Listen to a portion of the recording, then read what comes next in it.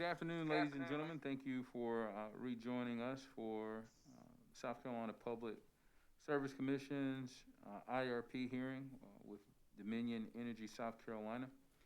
We're going to call this meeting or this hearing back to order. We're going to start with a roll call of commissioners present either in the hearing room or virtually due to COVID-19. We'll start with District 1, Commissioner Williams. Present in the hearing room. Thank you. Vice Chair Belzer. Present in the hearing room. Commissioner Caston. Present in the hearing room. Commissioner Irvin. Virtually due to COVID-19. Commissioner Thomas. Present in the hearing room. Commissioner Powers. Present in the hearing room. Chairman Williams is present here in the hearing room. Before we recall Mr. Eric Bell, I want to ask Attorney Wessinger Hill if we have any issues to take up before we go back on the record. We'll call the witness back to the stand. No, sir, we do not. Okay. Mr. Bell, will you please retake the witness stand? Yes, sir. All right, and as you know, sir, you're still under oath. Attorney Snowden, are you ready to proceed with your cross-examination? Yes, I am, Mr. Chairman. Okay, Mr. Snowden, would you please proceed? Okay. Thank you. Mr. Bell, it's nice to see you. I'm Ben Snowden with the South Carolina Solar Business Alliance. Yeah, we've met before. Yeah, we sure have. Good to see you. Mr. Bell, could you just, I understand that part of your role in this proceeding was to present the IRP for approval. Could you briefly speak to me or tell me what your responsibility was in preparing the 2020 IRP? I described it as managing the process.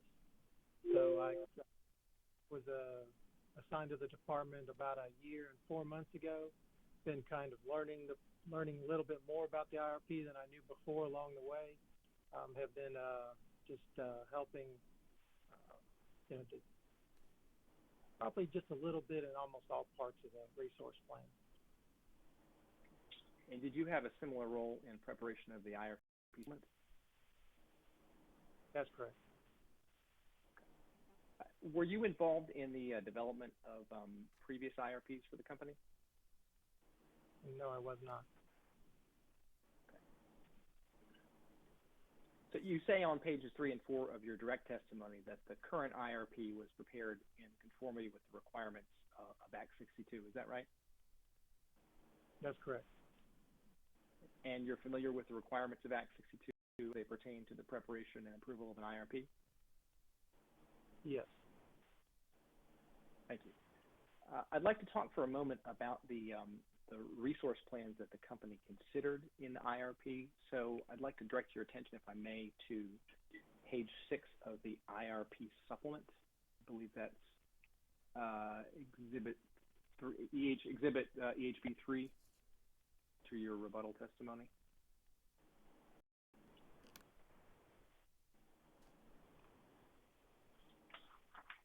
And I'm going to try to share this if I can.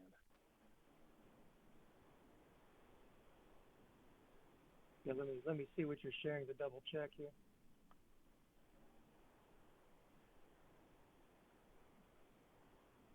Okay. Is this showing up a page had a description of resource plans? I'm seeing kind of a grayed out blank page. Okay.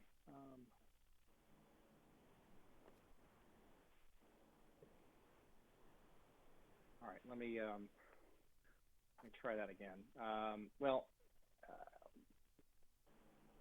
For the time being, we'll just move forward. Have you got the IRP supplement in front of you? I do. Page 6 has a little table at the top, description of resource plans. That's right. That's right. And so this table describes the 8 resource plans that the company modeled in the IRP supplement. Is that right? That's right. And these are the only resource plans that the company considered selecting as the preferred resource plan? We did model 5 others for the Solar Business Alliance, but they were the ones that we had focused on for our own analysis. Okay, so let me ask the question again then. So are these the only resource plans that the company modeled for purposes of considering as the preferred resource plan? I don't think you can say that's the only ones we followed through with, because we actually started with the previous resource plan and then expanded upon that. Or expanded or actually called out some of the resource plans. Well, is it safe to say that these are the resource plans that were compared in the final sort of selection of resource plans, that these were the ones that were compared for purposes of determining which would be least cost? That's correct, and other attributes of the statute. Understood. So where it says solar PPA here in the row headed P7, that means solar energy that's purchased from a generating facility that's owned by somebody other than Dominion pursuant to a power purchase agreement. Is that right? That's correct. And where it says simply solar, as in RP6, that means solar resources owned by the company. Is that right? That's right. And how about storage, as in RP5 and RP7? Does that mean only company-owned battery storage resources? That's correct. So in both RP5 and RP7, storage refers to battery storage resources owned by the company? That's correct. So the resource plans that the company considered, only one includes additional purchases of solar energy from independent generators. Is that right? That's right. And that's RP7? That's right. And RP7 calls for the addition of 400 megawatts of flexible solar PPA generation plus 100 megawatts of company-owned battery storage in 2026. Is that right? It's 2026 in the medium DSM load forecast. That's correct. 2026, rather. Okay, well, that's in that resource plan, it's 2026, right? Across all sensitivities and all scenarios? Not in the. Oh, you're right. That's right. That wasn't resource reserve margin based. So you're absolutely correct. Thank you. Do you recall what per megawatt hour cost the company assigned to solar PPAs when it modeled the costs of RP7? I do not recall off the top of my head. Was it $49.05 per megawatt hour?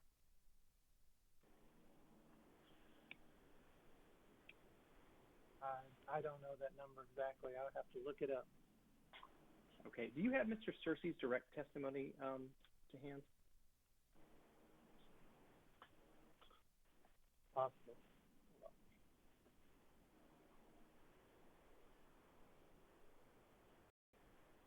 If you don't mind, if you can find that, if you don't mind looking at page 16 of Mr. Searcy's direct testimony.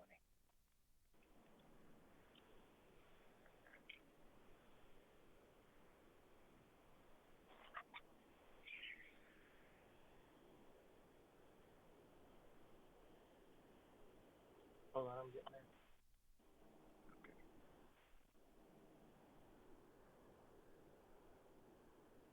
Oh, okay. So And I will hold on. try to. This is the one with no page numbers. Let me see. Okay.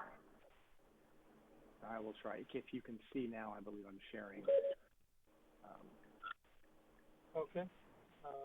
Hold on, I'm not there yet. Okay.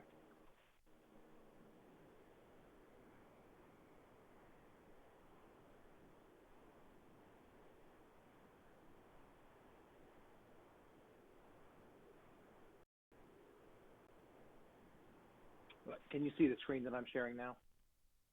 I can see it. Yep. Okay. I'm sorry, you said you can see it? Yeah,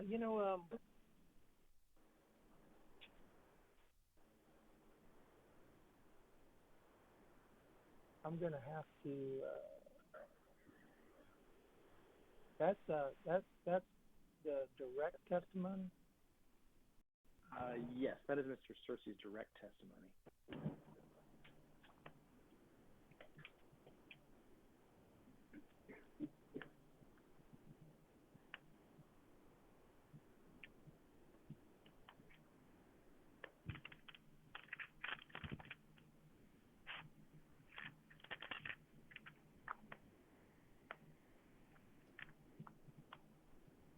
Just let me know when you've had a chance to review it, please.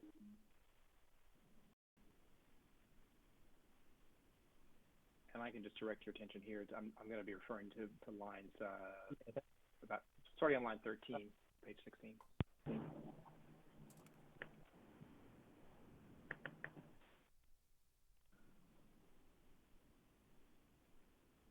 Do you see that now?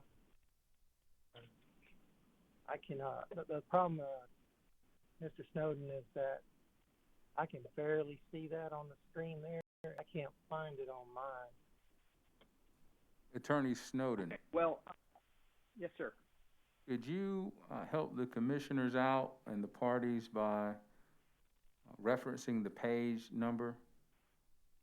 Sure. I'm sorry. This is page 16 of Mr. Kenneth Searcy's direct testimony that was filed on July 10th, 2020.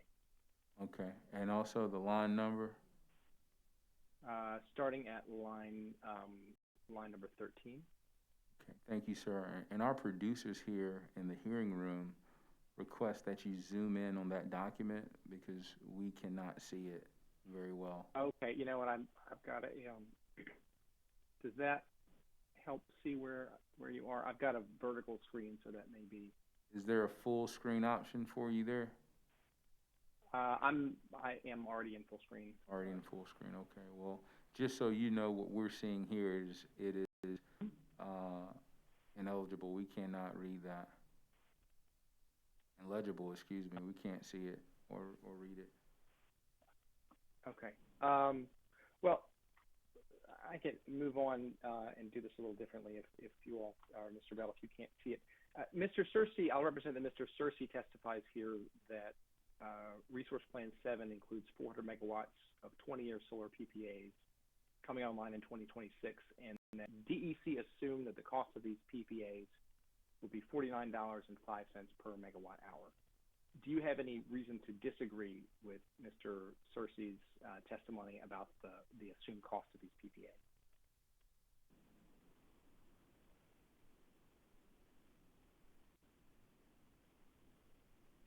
Mr. Chairman, I would object. I think he can ask the witness what he knows, but making the witness comment on another witness's testimony and whether he agrees or disagrees with it is not appropriate. Sustain.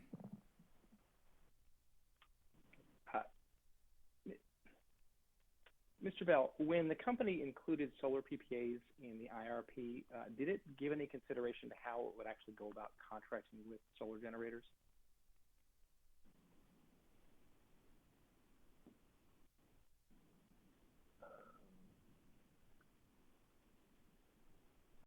I think you're going to have to be more specific on. That's a pretty broad question. Well, specifically, did it consider the possibility? I'm sorry, go ahead. Yeah, we have contracts right now that are, and we have a form PPA for QF solar. None of how we've described the solar that's in the IRP is flexible solar, which is not necessarily QF solar. So I think we'd have to go out for an RFP for that, but I'm definitely not the contract expert. Understood. So the company did consider the possibility of conducting a competitive procurement or an RFP for solar resources? We would when we get there. Okay. When the company modeled solar PPA costs in the IRP, did it consider whether conducting a competitive procurement or an RFP might allow the company to contract with solar generators at a lower cost?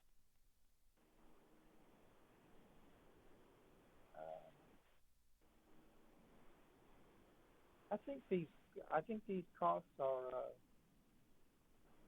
think these costs are developed from, I shouldn't even say, I'm not sure, Mr. Snowden. They're either from NREL or they're from our construction cost data. So they're based on real good estimates. Understood. Thank you. But if the company were able to contract at lower rates than those modeled in the IRP, it could pass those cost savings on to customers, couldn't it? If it could. Sure. Yes, it could. Okay. And Mr. Bell, you're aware that Act 62 authorizes the Commission to create programs for the competitive procurement of renewable energy and capacity? Can you say that again? I'm sorry. Are you aware that Act 62 authorizes this Commission to create programs for the competitive procurement of renewable energy, if that's in the public interest? I was not actually aware of that. Okay. So are you aware of whether the Commission has opened a docket for the purpose of considering whether competitive procurement would be in the public interest? No, I'm not.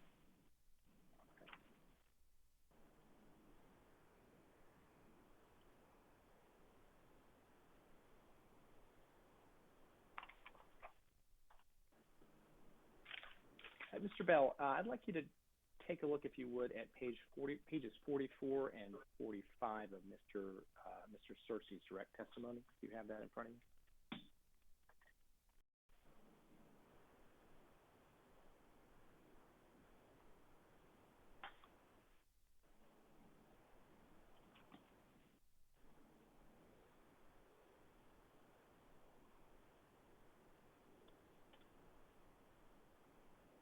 Can you tell me what's on that page? Because I actually have, what I have is I have a non-filed version. I don't know why.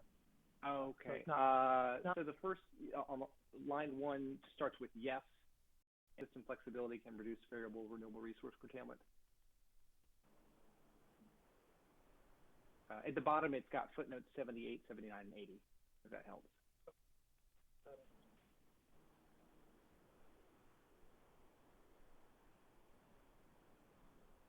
Okay, I'm there.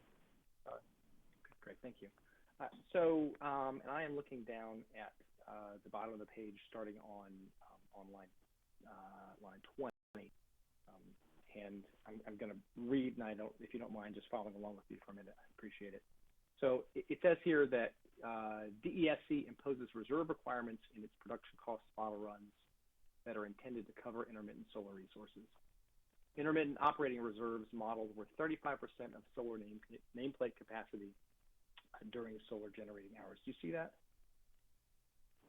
I do see that.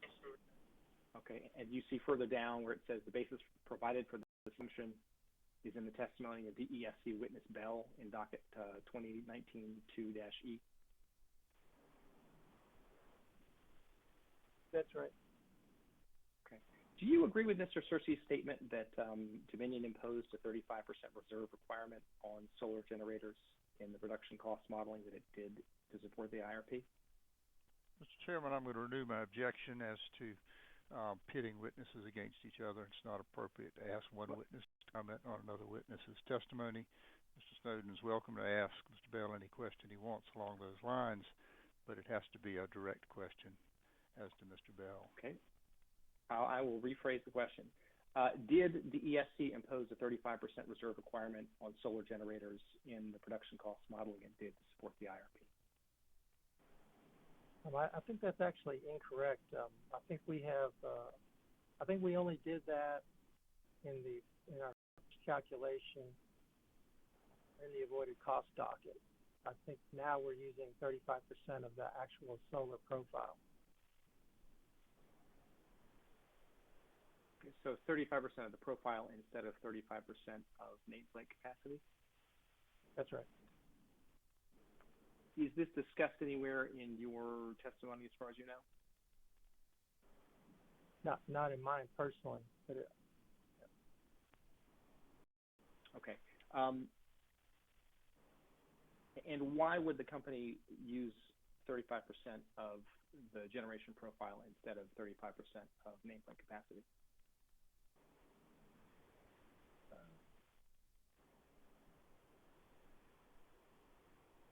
can't remember exactly when we switched, but I think it was in response to the criticism that we were using 35% of nameplate.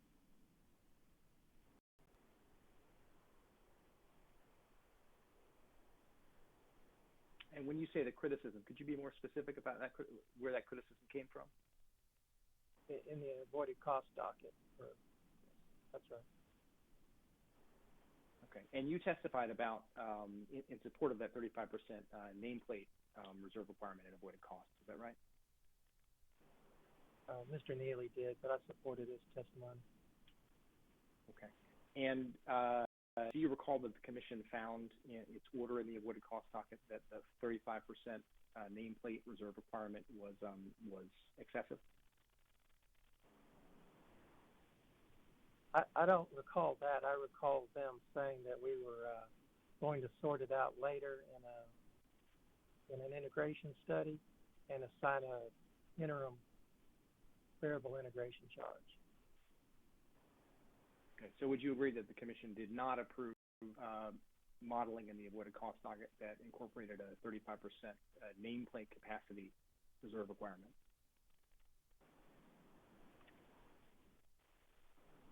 I would say they didn't approve our proposed FIC. Well, I understand that they didn't approve the proposed FIC. Did they also disapprove of the integration charges that were embedded in the avoided cost calculations? I'm sorry, it sounded like the same thing. What did you say again? Sorry. That's okay. I'll move on. Mr. Bell, Act 62 states that South Carolina has a policy of encouraging renewable energy. Is that right? That's right. And Dominion's parent company, Dominion South Carolina's parent company, Dominion Energy, announced in February 2020 that it was committed to achieving net zero carbon emissions by 2050. Is that right? That's correct. And in a filing with this commission last month, Dominion South Carolina called one of the boldest commitments yet to the energy sector to achieving carbon reduction. Is that right? I didn't actually hear that, but. Well, I'd like to please mark for identification exhibit. Let's see here. Well, we had marked in the exhibits provided to the commission and the other parties as Exhibit 10.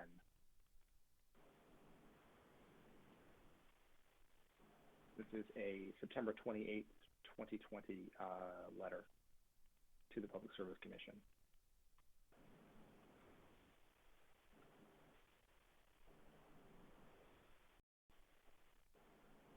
Mr. Bell, do you have that document? No, sir. Mr. Chairman, for the record, I believe those documents were provided to the commission clerical staff, but have not been provided to the parties or the witnesses yet. I think the idea was they'd be distributed at the time of the hearing if used. Okay. Attorney Ziegler, comments are noted for the record.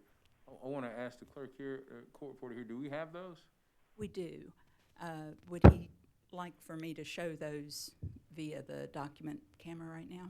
Attorney Snowden, would you like that document put on the camera via the Elmo? Yes, please. Okay, and could you identify the document again?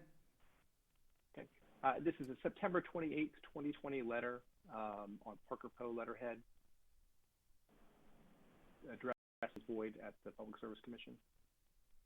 And it's marked for identified by us as cross-examination exhibit 10.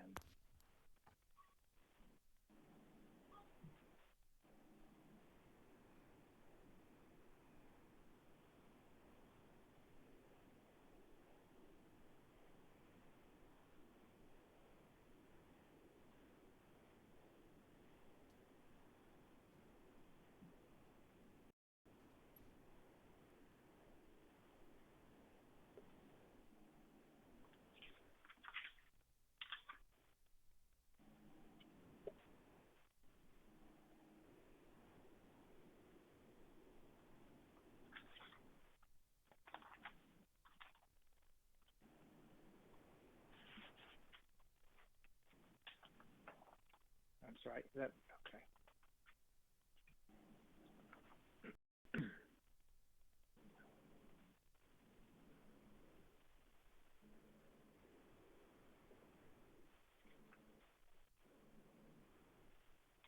All right, Mr. Bell, can you see that document? It's a little square in the corner of my screen, so. Okay. I believe that in your WebEx you can select a different view, make the active document appear larger. Sorry, the active window appear larger.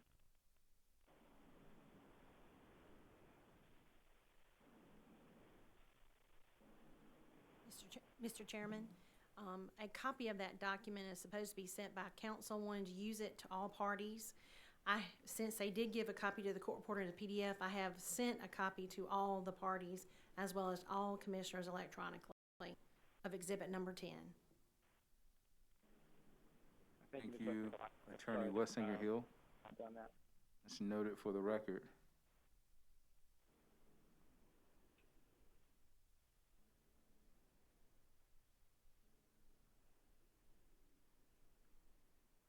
Mr. Bell, do you think you'll be able to get access to this document?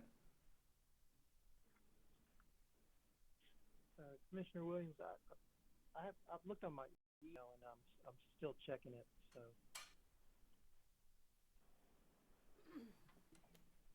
Okay, I can move on from this right now. And if we get the document in later, we can come back to it.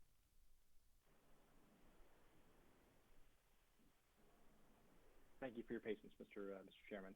So still working through these mechanics. So, Mr. Bell, I'd like to move on from the letter and direct your attention to the IRP itself. Do you have a copy of the IRP? I do. Okay, and this would be this was Exhibit EHB1 to your direct testimony.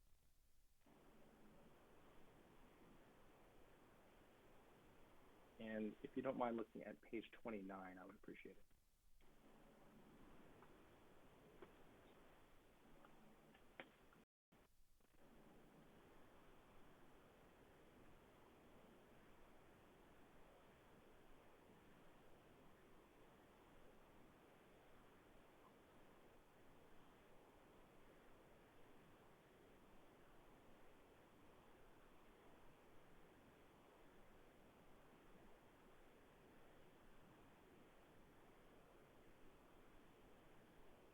Tell me when you're there, please.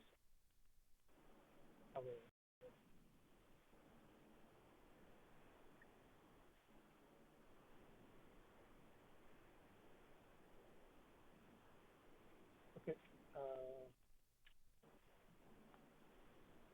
Does it have cogeneration, combined heat and power at the bottom? Let's see here. This is page 29 and 68. There's a heading in the middle of the page. I'm sorry, it's the top page is 29 and 68. The picture at the bottom is 26. I apologize. 29 of the exhibit, but 26 of the IRP. All right. So it says future clean energy in the middle of the page. Apologies. I've got it. Great, thank you.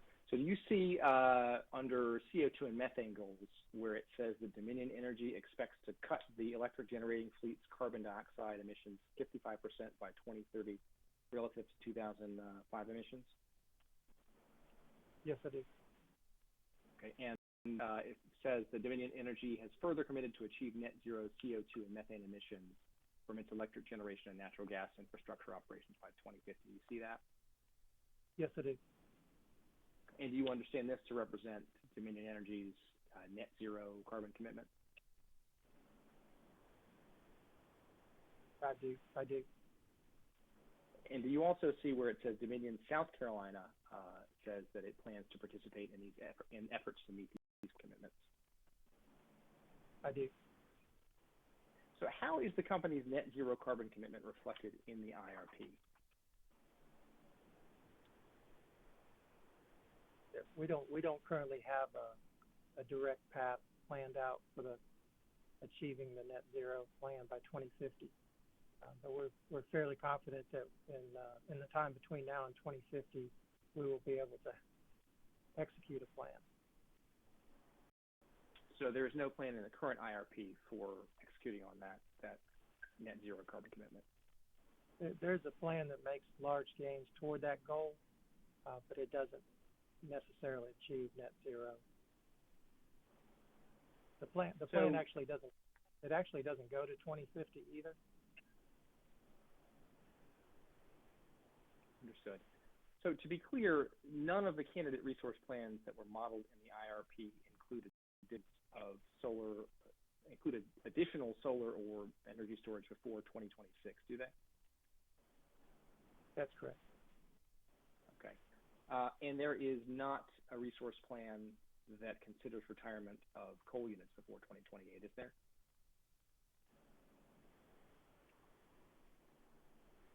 There's not.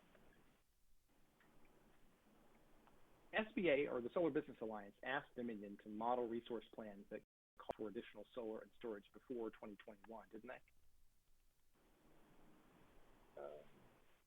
I would have to. I'm sorry, in 2021.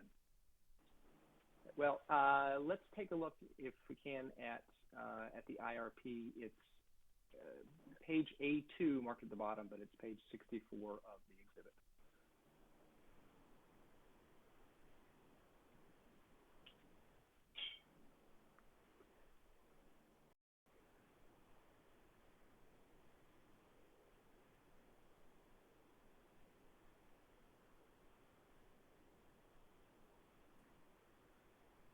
Just tell me when you get there, please. Attorney Snowden, could you please reference the page numbers again? Yes, sir. It is page 64 of the exhibit, 64 out of 68, and then the labeled page at the bottom is A2, so that's Appendix A, page 2. Thank you, sir. Okay. Yeah. I'm sorry. Excuse me. I was just saying that I see that. Thank you, Mr. Bell. So you see on this page the exhibit, or the IRP rather, describes resource plans that were suggested by other parties? That's correct. Okay, so if you could take a look at the bottom of the page where it says Resource Plan SBA 5. Yes. So this indicates that SBA requested that Dominion model a resource plan that adds 200 megawatts of solar PPAs in 2021. Is that right? Yes. Okay. And SBA also asked, and I'll direct your attention to SBA plan, resource plan SBA 3.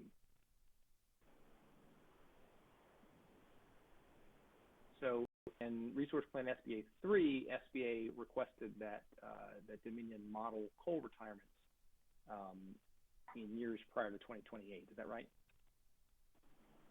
Just 2 years prior to 2028. So in 2026? Yes. And so if I understand the IRP correctly, Dominion modeled those resource plans but didn't actually compare them against the company's candidate resource plan, right?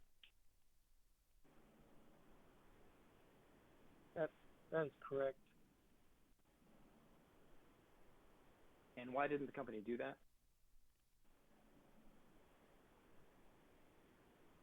We produced levelized cost of energy for those plans, but those the inputs were not comparable to our plan. Okay, when you say the inputs, are you referring specifically to which inputs are you referring to? In this case, it would be the solar PPA costs. Okay, so And the also, solar PPA costs, I'm sorry, go ahead. and also the level of DSM.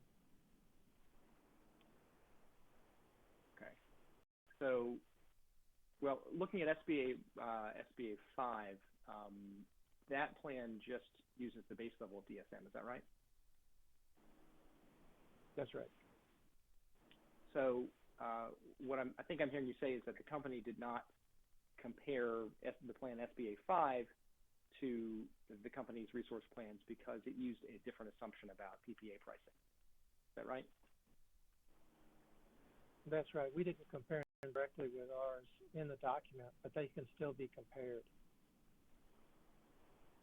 So when you say you didn't compare them in the document, you mean that these plans were not included among the resource plans that were modeled for purposes of possible selection?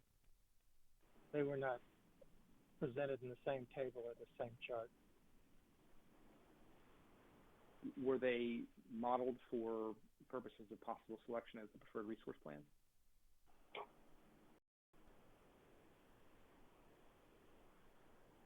We didn't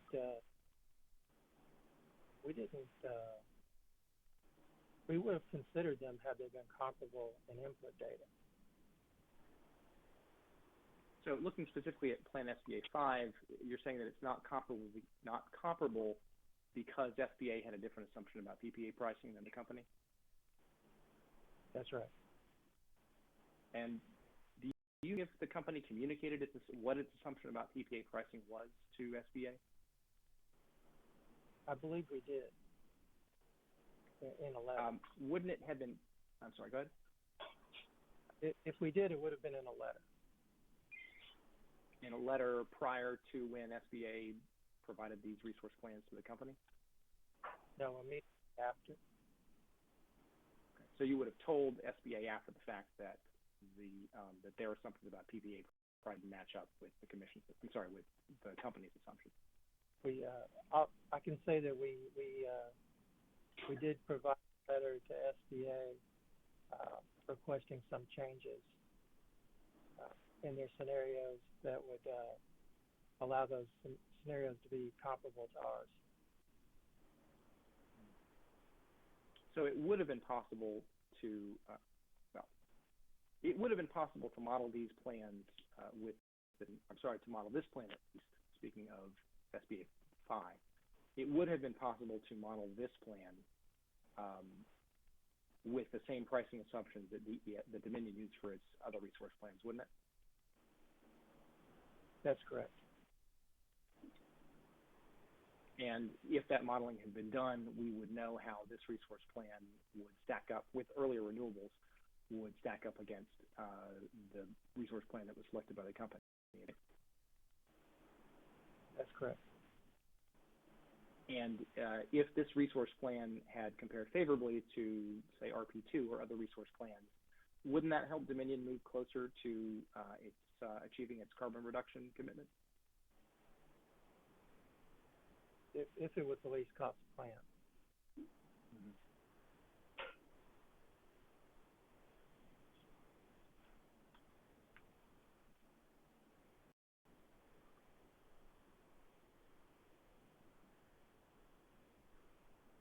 So if I may, I'd like to look at page 30 of the IRP. And it's page 30 of the exhibit and marked as page 27 on the bottom of the page.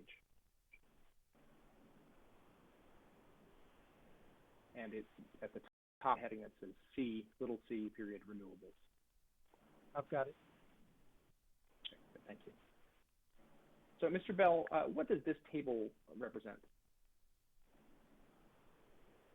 This table represents the amount of energy that we expect to get from the existing PPAs, which are QF PPAs, over the next 15 years. So this table also presents the amount of renewable energy that is projected to go on to Dominion's system under the preferred resource plan, is that right? It represents the renewable energy that's produced by the QF PPAs. There's also renewable energy from other sources, but this is the lion's share of it. And this corresponds to resource plan number 2, is that right? That's correct. So that's the company's preferred plan? That's right. And under RP2, there would be about 1,600 gigawatts of renewable energy put on the grid in 2020, is that right?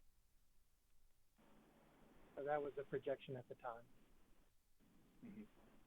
And then the projection for 2021 is about 2032. That's right. And as you said, this, as you said, the 2020 projection represents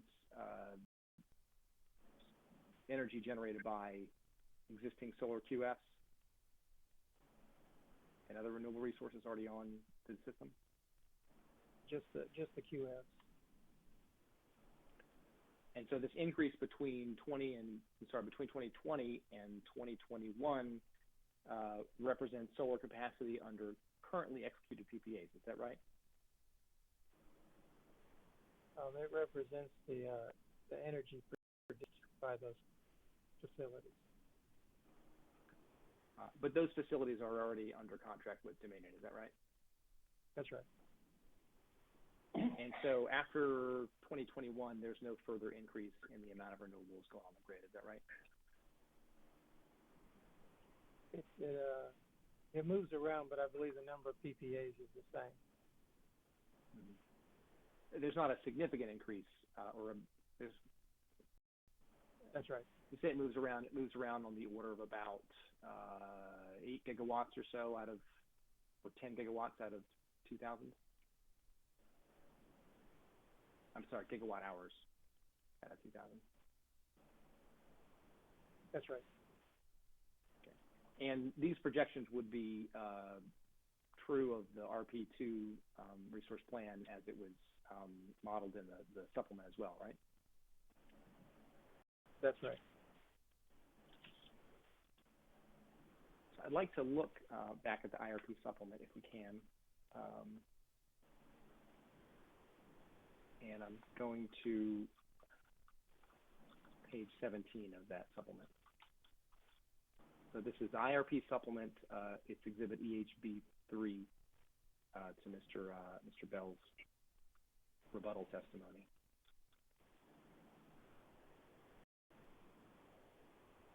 It's page 17 of 44, and at the top it has Romanet 11, forecasts of renewable generation.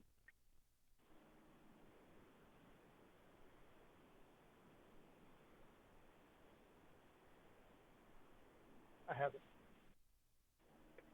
So, Mr. Bell, what does this table show?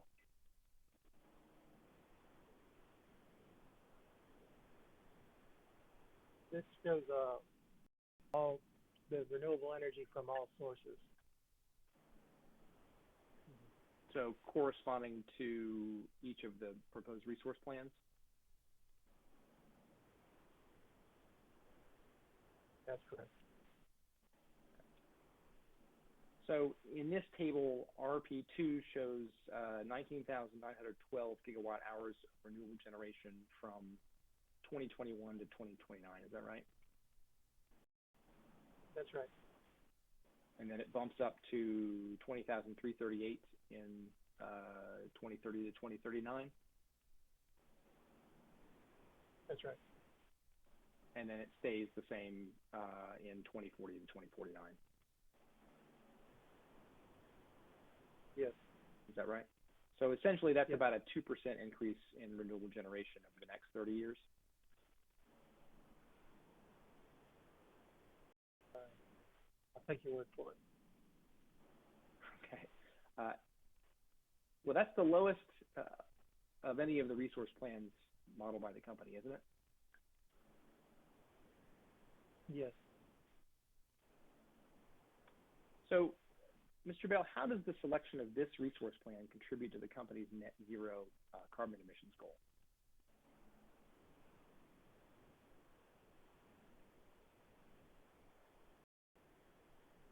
I would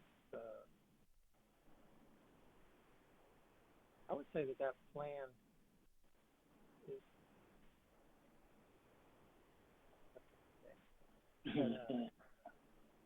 go ahead.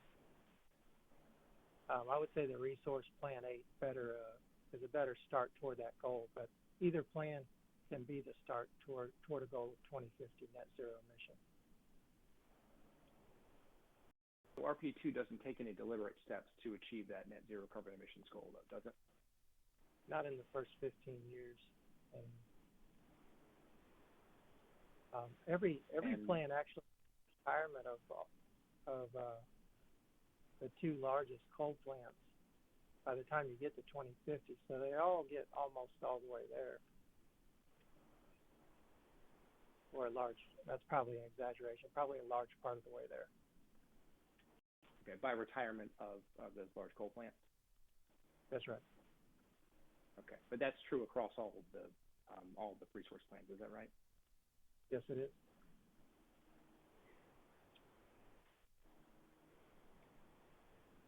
Mr. Bell, you testify on rebuttal that the company is currently implementing a least cost optimization model to use in future IRPs. Is that right? That's correct. Okay. And the goal is to have that implemented for the 2021 IRP update. Is that right? That's probably a goal that we probably stated, but it looks like that's going to be difficult to achieve. Given that the next IRP is an update of the existing resource plans, we feel like we can run that on either the production cost model or the old one.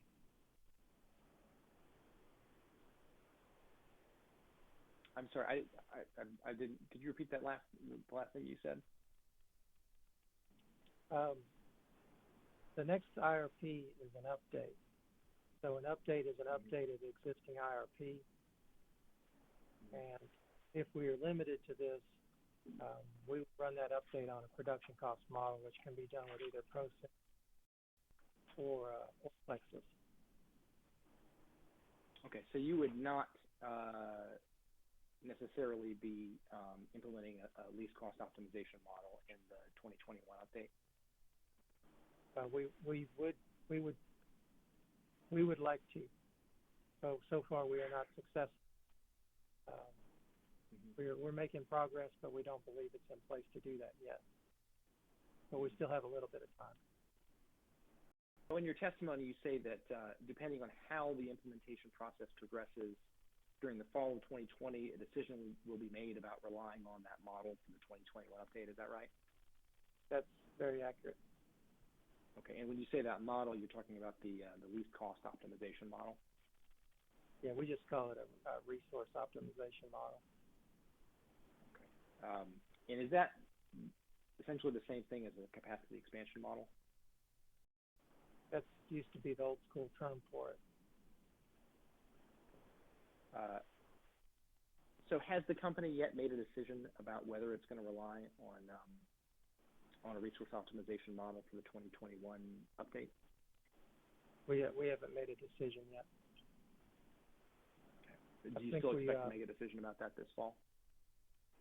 We will make it this fall. Okay. And if the company implements resource optimization modeling for the next update, will the update include a new selection of resource plans to consider? It's possible. I don't think we've decided that either.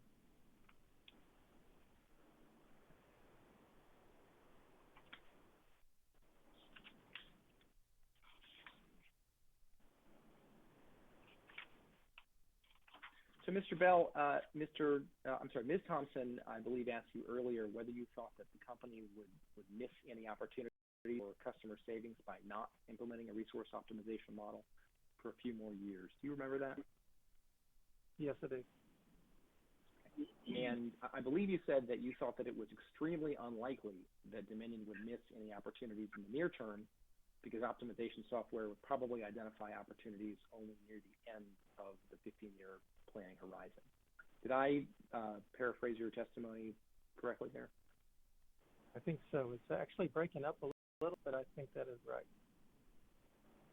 Okay, well, let me just to make sure that you hear me correctly. Did you testify that you thought it was very unlikely, or extremely unlikely, that the company would miss any opportunities in the near term by not implementing resource optimization model because optimization software would probably identify opportunities only near the end of the 15-year planning horizon? That's correct, at least several years out. Okay. Do you come to the conclusion after doing any capacity or any resource optimization modeling? No, I didn't, but I did examine the results of the existing resource plan. Okay, when you say the results of the existing resource plan, did you do production cost modeling to come to that conclusion? That's right. The results are in the supplement. They showed resource plan 2 is the least cost. They also show that any addition of any of the other prospective resources is at a higher cost. So we're talking about missed opportunities for missed opportunities for customer savings within the next few years. Is that your understanding? That's correct. So none of the resource plans that are in the IRP or the IRP supplement actually try to attain any customer savings before 2026. Isn't that right?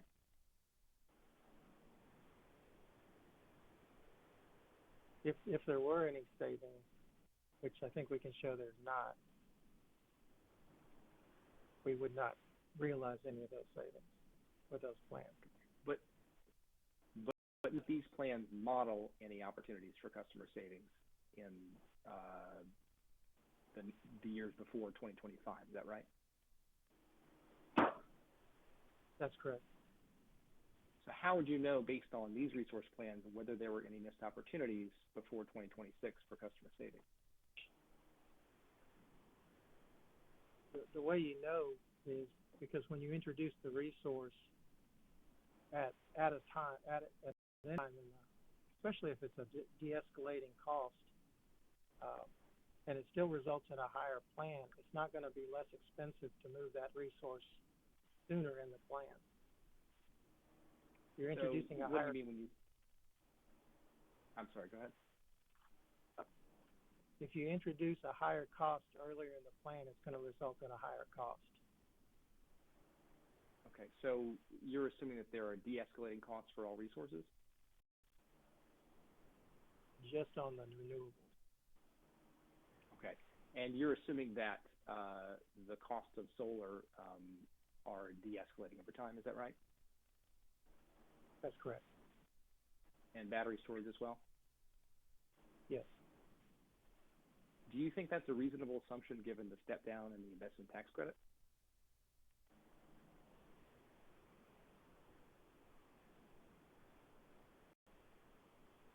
I'm not entirely sure how all that plays together. Well, you're aware that the investment tax credit steps down over time, is that right? That's right. Okay.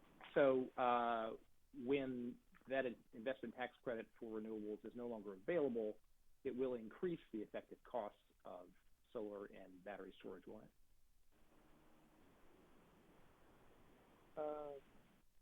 In our resource table, it'll only affect one of the resources, which is the PPA resource. Mm-hmm.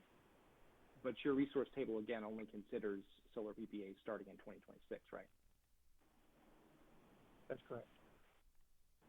So if the costs of solar or storage are actually escalating at any time between now and 2026, then there might be missed opportunities for customer savings, right there? I don't think our data shows that the price is de-escalating.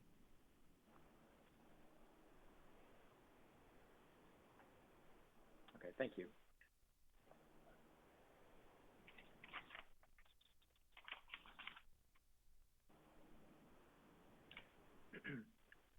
The Office of Regulatory Staff suggested that Dominion be required to develop a 3-year action plan showing how the company intends to implement the IRP. Is that right?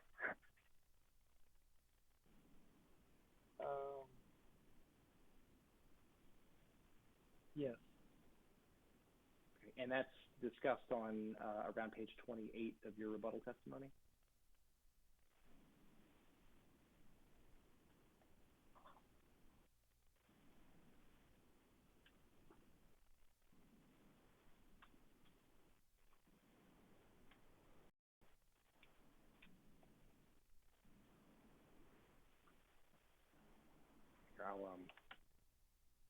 Hold on, I'm almost there. Okay, sure, yeah, sorry. I'll direct your attention, please, to starting on page 28 of your rebuttal testimony at line 16 and continuing on to the next page. Okay, I'm there. Okay. So your response to ORS's suggestion that the company be required to develop a 3-year action plan, was that this would be incompatible with the nature of an IRP, is that right? That's right. Okay, and not just inconsistent, but actually incompatible with integrated resources planning? That's right. And you say that this is because the company has yet to, because the company still has to get regulatory approval to actually acquire or build new generation resources, is that right? That's one of the reasons. Okay, and that'd be under the Siting Act? That's one reason, yeah. Okay, what are the other reasons that are stated in your testimony?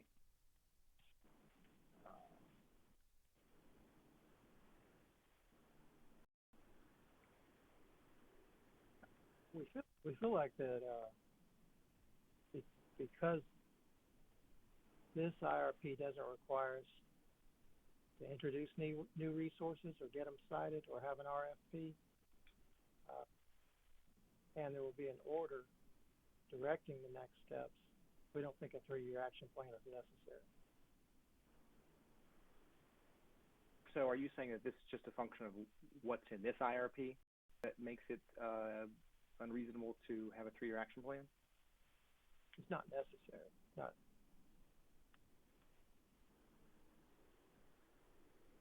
Okay, well, you say that it's contrary to the regulatory structure in which Dominion operates in South Carolina to have a 3-year action plan. Is that right? That's right. Okay. But Act 62 requires the Commission to approve Dominion's selection of a preferred resource plan, doesn't it? It requires the Commission to approve the integrated resource plan as a whole. Does it require the Commission to approve the company's selection of a preferred action plan? It does for some purposes, avoided cost. Okay, could you explain that a little more?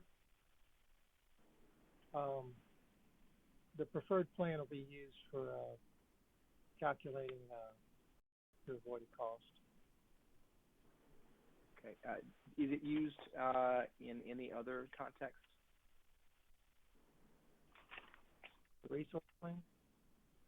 Yes. I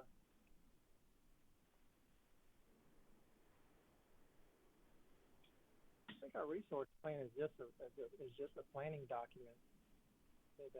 It doesn't provide any authorization to go forward with any parts of it. Understood. Does the company rely on the resource plan though in any other regulatory proceedings for this commission?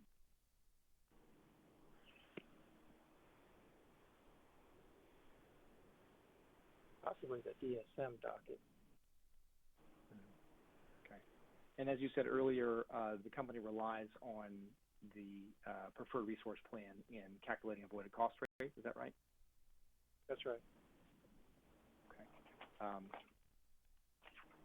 So is it notwithstanding that, is it your position that the commission doesn't need to approve the company's selection of a preferred resource plan?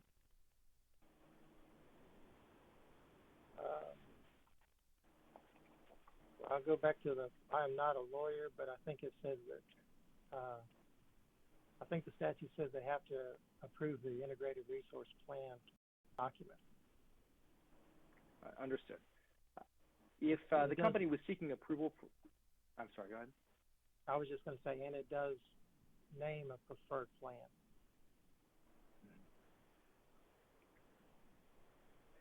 If the company was seeking approval for a new generator under the Siting Act, you would probably point to the inclusion of that resource in an IRP, wouldn't you?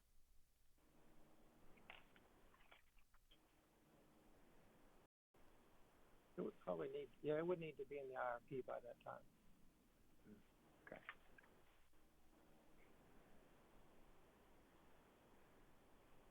But in your view, the company is not required to implement the resource plan that's approved by the commission?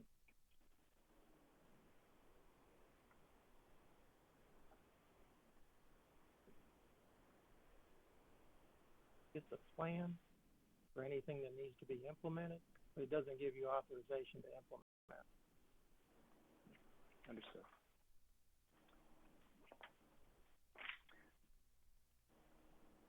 So the company has said that it will consider implementing some of the changes to the IRP that were requested by ORS and other parties in the 2021 IRP update. Is that right?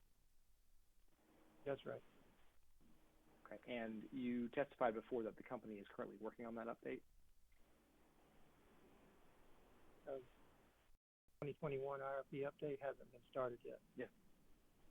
Oh, it has not been started yet. Okay. Act 62 requires the IRP update to include an update to the utilities based planning assumptions relative to the most recently accepted IRP. Is that right? You're going to have to repeat that one. Sound like you. Okay. Does Act 62? My understanding is that Act 62 requires the IRP update to up the base planning assumptions that the utility used in the last IRP and explain how those affect or impact the previous IRP. Is that right? In Yes. rough terms? Okay. And the IRP update also has to describe the impact of those updated planning assumptions on the selected resource plan. Is that right? Yes. Okay. But it doesn't require the company to come up with a new set of candidate resource plans, does it?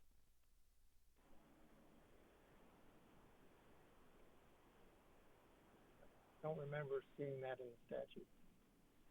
Okay. And it doesn't necessarily require the company to reevaluate its selection of the preferred resource plan?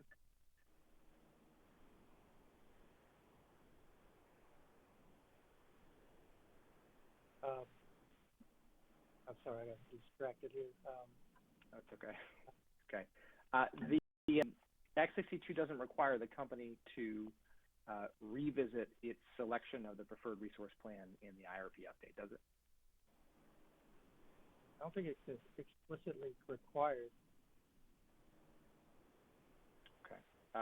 So as the name suggests, though, it's just an update. It's not a whole new IRP. That's it's not an entirely new IRP. That's correct. Okay. So even if the company implemented resource optimization modeling in the 2021 IRP update, it wouldn't necessarily look at any additional candidate resource plans, would it?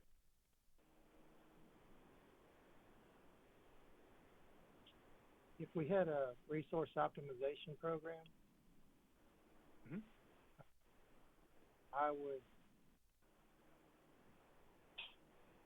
we would update the existing resource plans at a minimum. Mm-hmm. If we are able to run a resource optimization program, we are likely to attach any results either as a supplement or an appendix, or But possibly. isn't one of the thank you.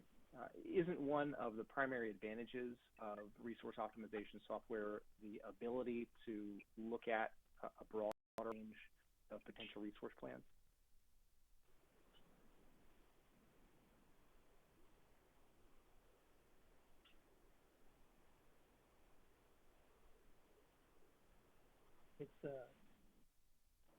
It's actually different.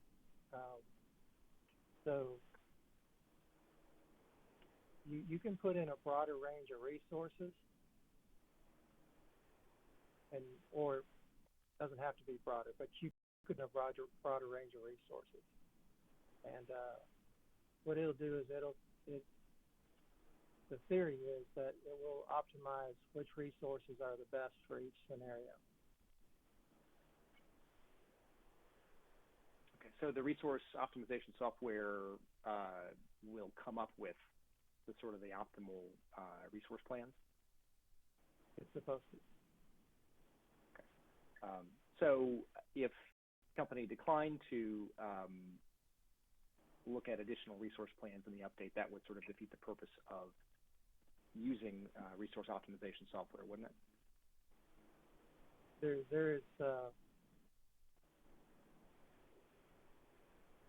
We need to have some discussion around what's an IRP update. I think is the basic question here. So Act 62 doesn't require an IRP update to undergo the same level of scrutiny as an IRP, does it? It does not. It just requires ORS to review the IRP update and then make a recommendation to the commission as to its reasonableness. Is that right? That's correct. But Act 62 doesn't provide an opportunity for anybody other than ORS to comment on the IRP, does it? On the update, not that I know of. So the next time that other parties will have the opportunity to seek review of the IRP will be in the 2023 proceeding, is that right? That's correct. So I'm sorry, has the company invited stakeholder input on the contents of the 2021 IRP update? We have not yet, because we haven't begun the process. And we don't think there's actually time to complete the IRP update with additional input. Okay, so stakeholder process would be in service of the 2022 IRP update. Is that right? That's our proposal.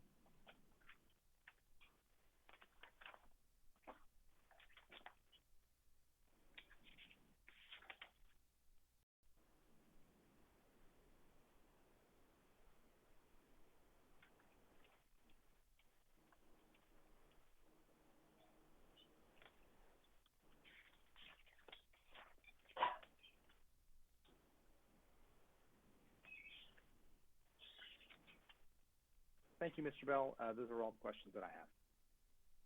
You're welcome.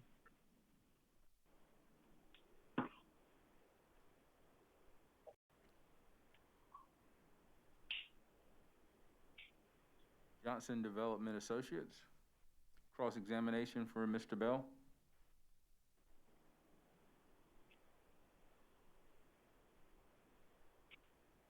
Johnson Development Associates. Cross-examination for Mr. Bell. Apologies, Commissioner Williams. I had my phone on mute. No cross-examination at this time. Thank you, sir. Sierra Club, cross-examination for Mr. Bell.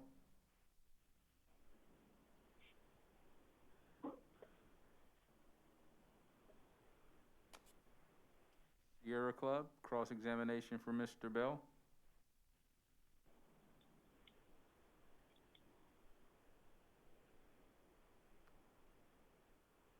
Don't think we can hear you. I know we can't hear you. You can see your lips moving, but we cannot hear you.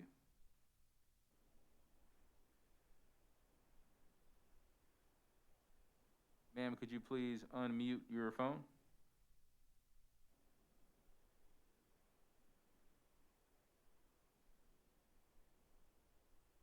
Maybe we can go to ORS and come back to you.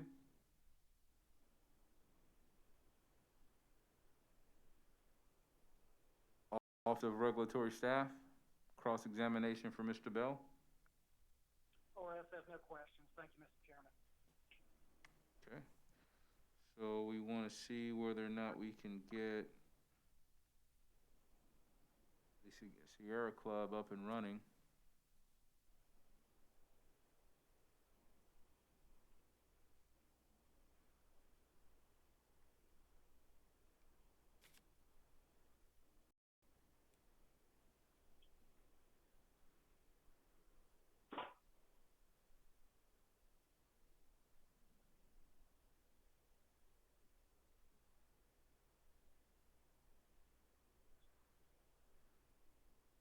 How about we do this? Let's take a 10-minute break and see if we can get our technical difficulties resolved.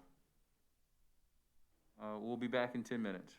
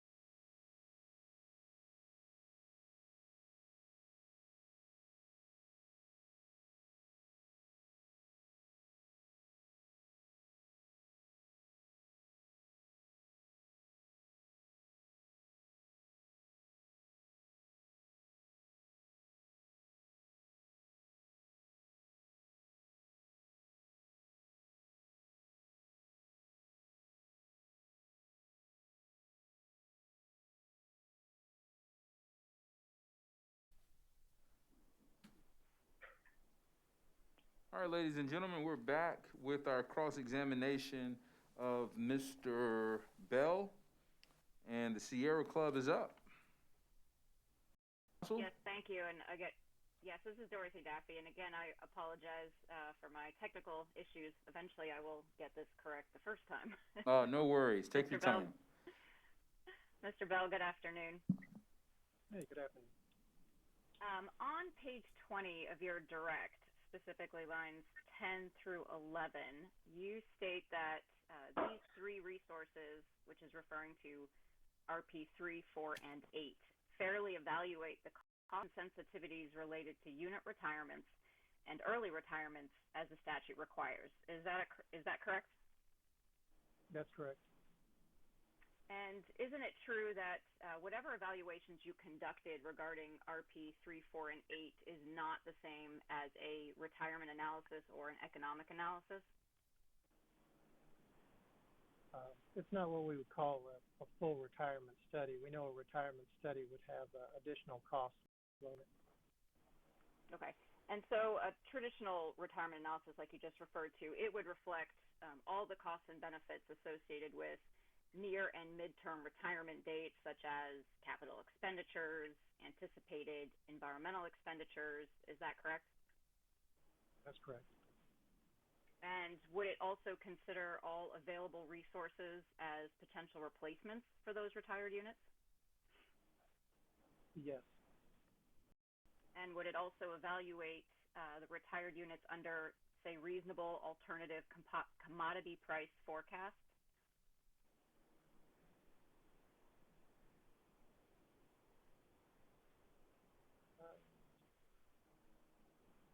I would think it would be under your base commodity price forecast. Okay, but it may, I guess depending on the type of analysis that you do, it may look at other varying levels of commodity costs or other fuel costs, correct?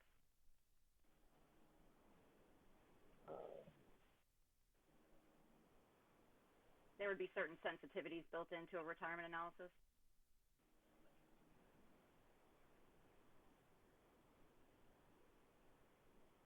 I'm not sure about that. Okay.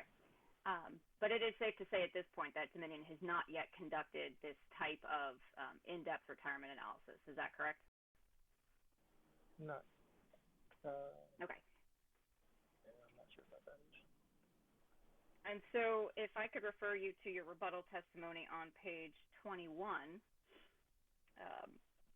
where you're responding to ORS's suggestion of doing a detailed retirement study.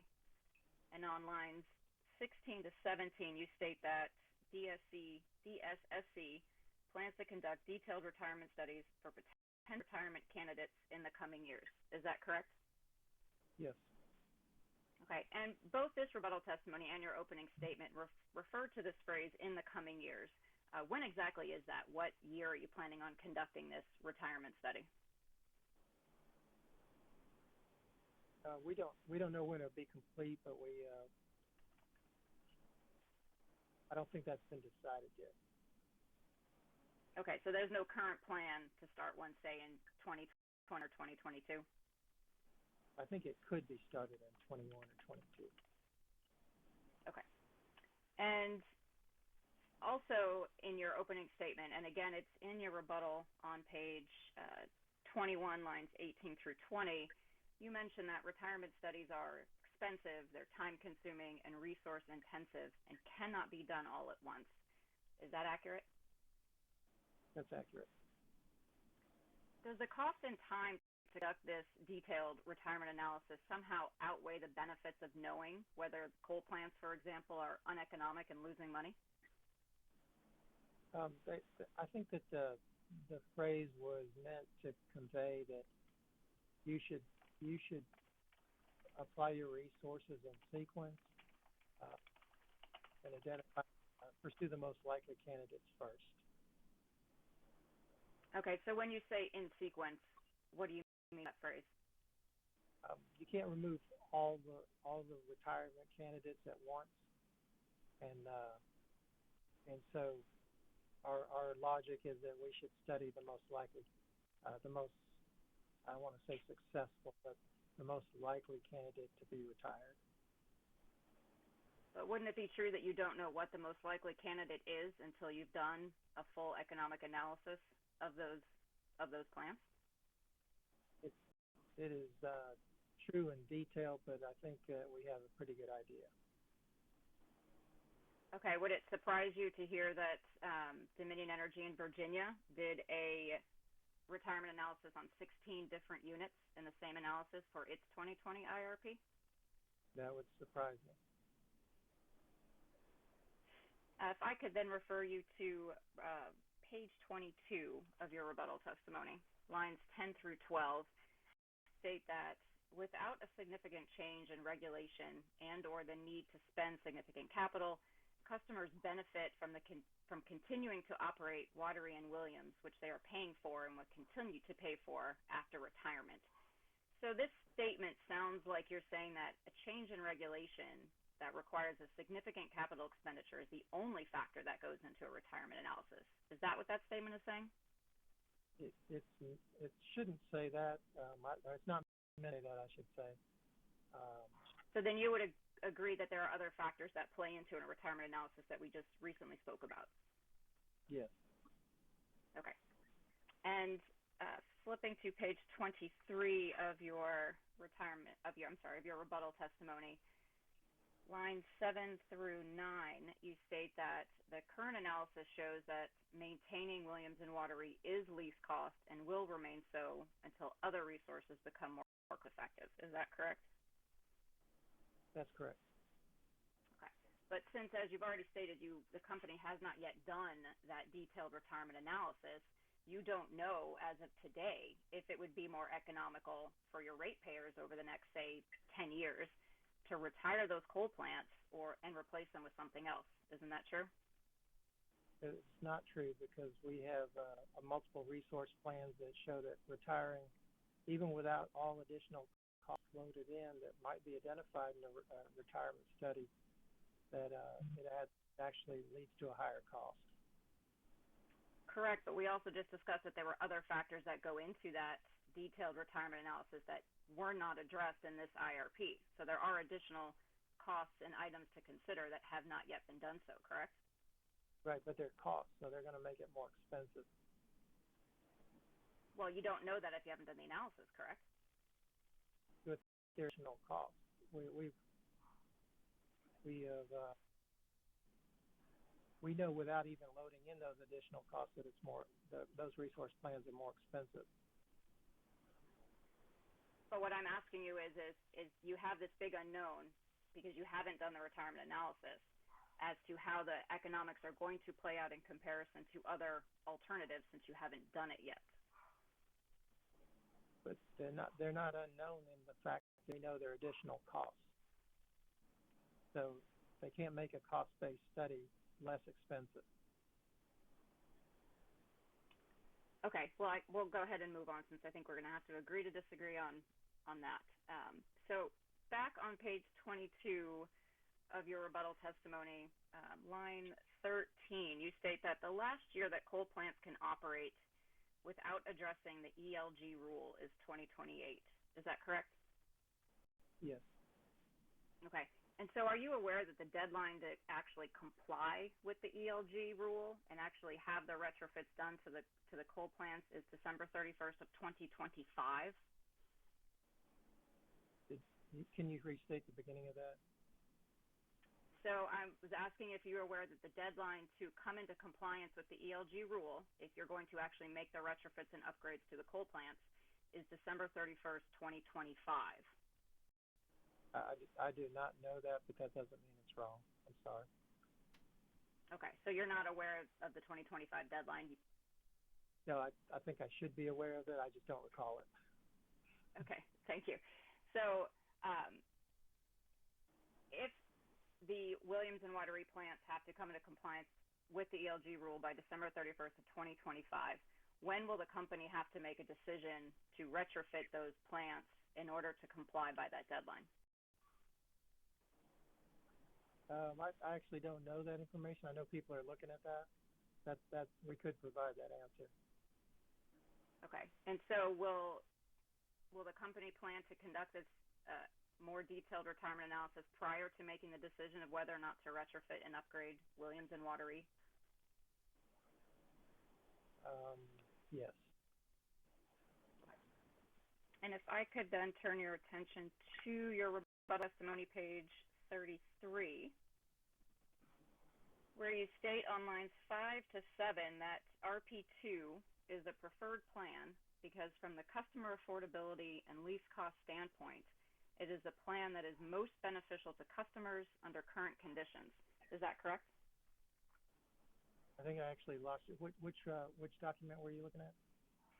Your rebuttal testimony, page 33, lines 5 through 7. Is this 33 on the sidebar?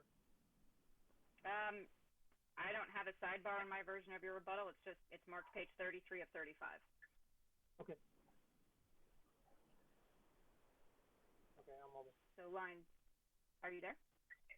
Yep, I'm there now. Thank you.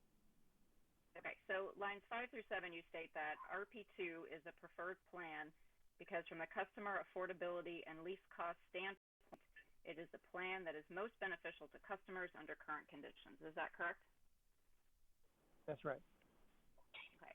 And under Act 62, is lease cost and customer affordability the sole factor for the Commission to consider when approving the Dominion's IRP? It's not the sole factor.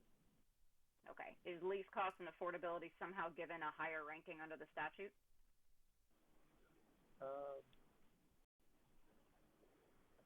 I think that's up to interpretation, but I think so. I think reliability is also up there. So in your opinion, is lease cost and affordability a higher ranking that the Commission should consider? In my opinion, yes. Okay. And isn't it also true that the net present value difference between all 8 of these resource portfolios is, we'll say, modest at best? I would agree with that. Okay. And so any minor changes in your inputs for these resource portfolios, such as capital costs, for example, that can shift the results, making another portfolio lease cost or more affordable or your preferred plan. Is that correct? I would say any significant change would. I wouldn't just say any change. Okay. And referring back again to page 33 of your rebuttal, lines 7 through 9, you state that the company recognizes that other plans, like RP8, may become the preferred plan as conditions evolve. Is that correct? Yes. Okay. So in your opening statement, you also referred to as a snapshot in time. Is that a true statement? Yes. Okay.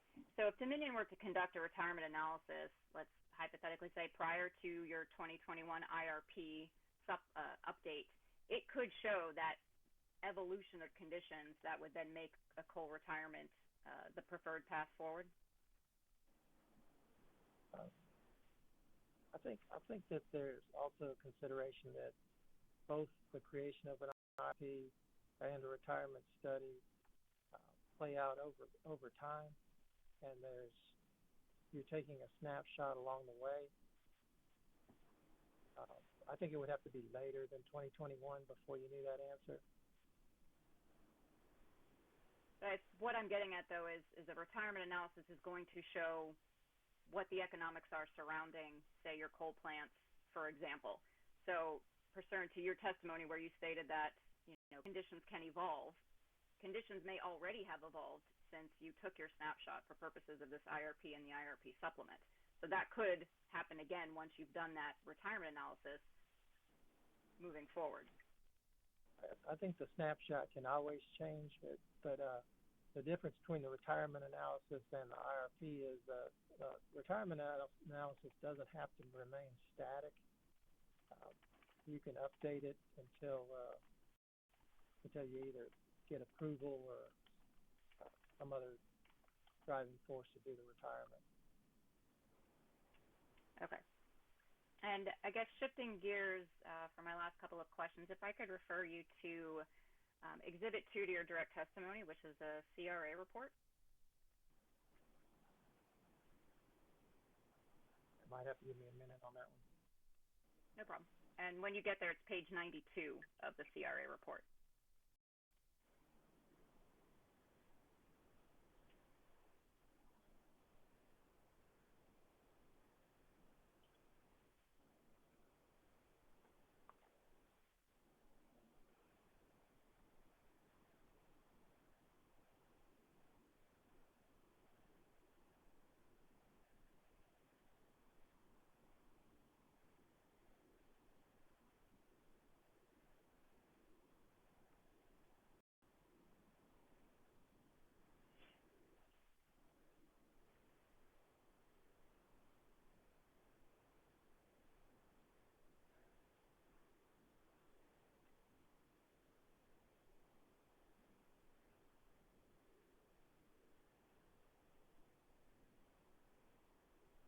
All right, sorry about that. I'm finally there.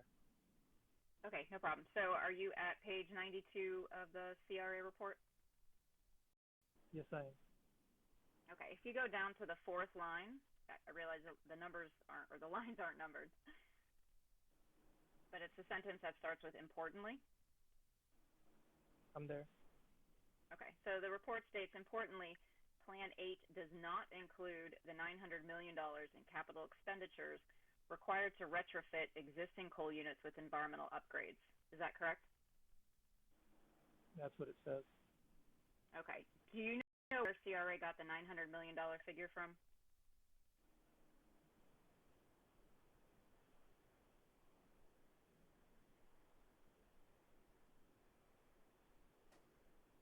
I do not know where that number comes from.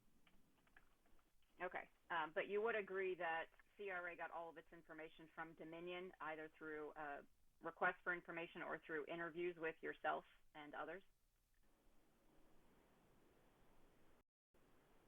I wouldn't say they got all their information that way. And I really don't know where $900 million came from.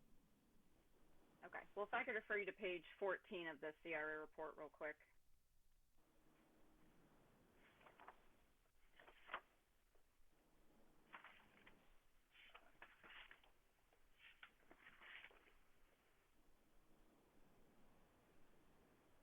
Okay.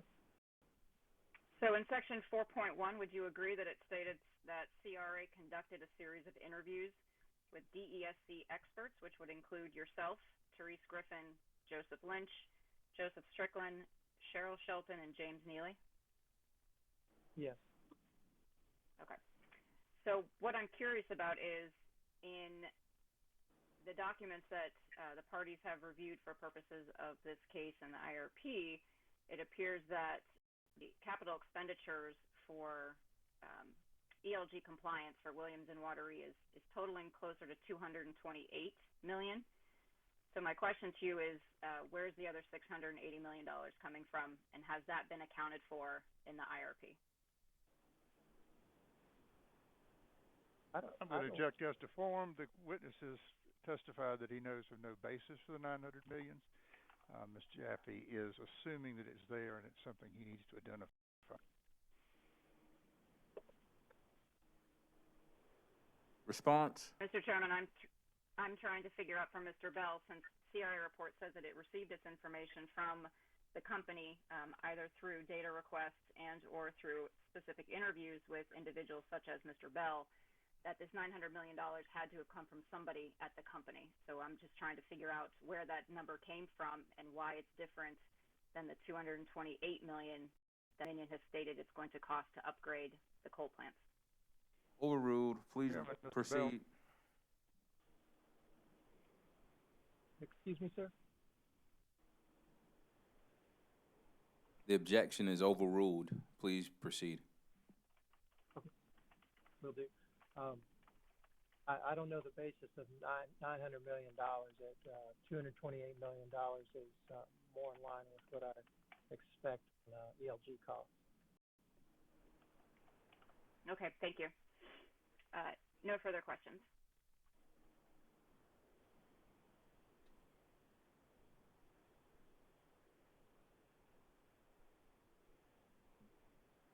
Okay, Mr. Bell. It's time for commissioner questions. Commissioners.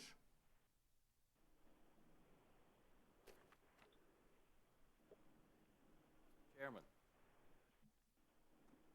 Commissioner Thomas, I have a couple of questions for Mr. Bell. please proceed, sir.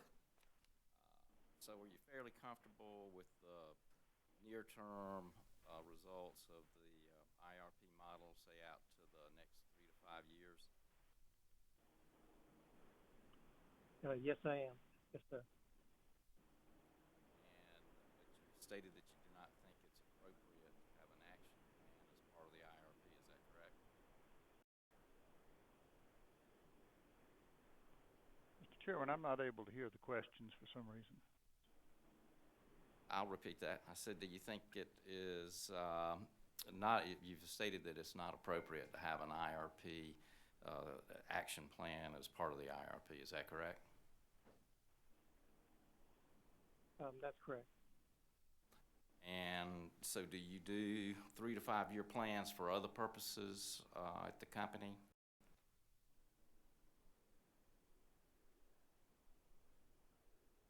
I actually am not part of a 3 to 5 year plan, but I don't know that we don't have them. So you're not aware of whether the company does any other 3 to 5 year plans?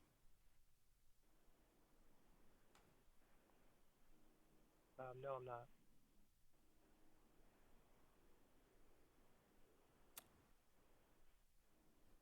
That's all I have at this time.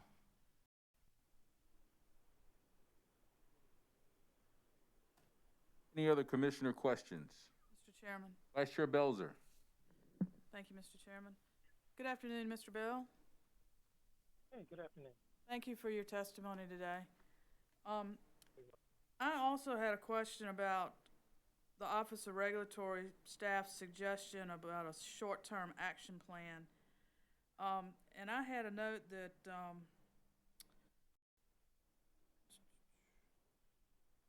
well, let me ask you this. What is the company's specific objection to including an action plan?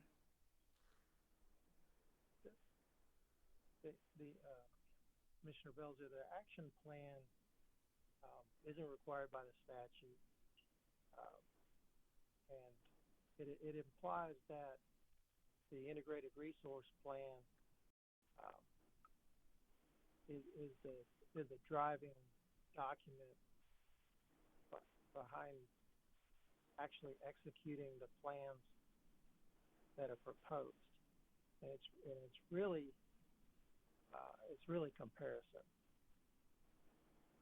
And more to the point, this particular IRP doesn't require a 3 to 5 year a 3-year action plan. So how does the company use the IRP?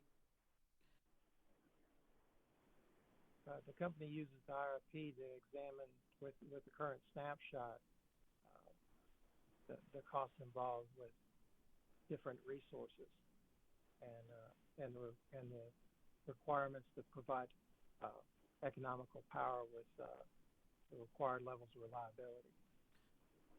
So is it something that is used frequently, or just that one time? Once we do it, we don't look at it again until we have to do an update, and then in 3 years do another IRP? How often does the company rely on it? I think when there's not a lot of action being proposed by the IRP, the most important job performed by the IRP is to keep us informed about how the changing snapshot affects the outcome of the IRP, or the costs that are shown in the IRP. And I know this time the IRP was quite different given the requirements of Act 62.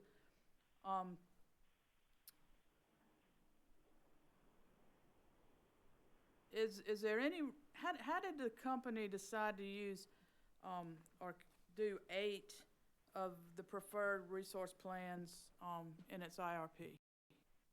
Why did y'all pick 8? We, Commissioner Belzer, I think that you'll get a chance to ask Mr. Neely that he is, he's actually more familiar with the evolution of the resource plans. But that was a number of resource plans that we thought could best illustrate the required range of resources. And more than 8 gets to be, like we ran 144 scenarios. If you keep adding more and more, it gets very, very difficult to process the work and to process the results. If you get less, then you probably haven't incorporated enough of the resources. So I think it was kind of an evolution. And that's, you say, better directed to Mr. Neely? Is that correct? That's correct. Okay, thank you on that. And the model that y'all used, am I correct that was ProSim? Yes, ma'am. And that's something that the predecessor company, SC DN, has used for a number of years. Am I correct on that? Yes. And that's a pretty expensive program, and it's not something that run-of-the-mill person's going to have access to. Is that correct? That's correct. Okay. And I mean, it's expensive that it would probably be prohibitive for, say, ORS or many of the interveners to actually have access to that too. Is that correct? I know you can't really speak to them, but. Yeah, I can't really speak to them, but it could be, a license can cost hundreds of thousands of dollars. Okay.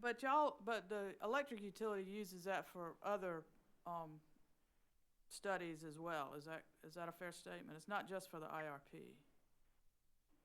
That's correct. Okay. And I believe that y'all are looking at switching, is it the Plexos? Going to a Plexos model? Yes, a company that just merged 2 larger industry models called Aurora and Plexus. That company's called Energy Exemplar.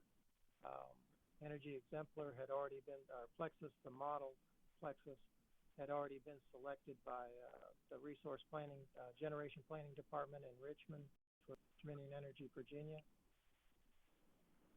And that's where I was going, and that'll be the model. Will that model be used across all of Dominion's operating units, electric operating units? That's correct. Okay. Is that similarly something that costs hundreds of thousands of dollars to access? Yes. Okay. So there's no, or let me ask you, is there any model that you're aware of that would be, I don't want to say cheap enough, but perhaps economic enough for a non-electric utility to have access to the model?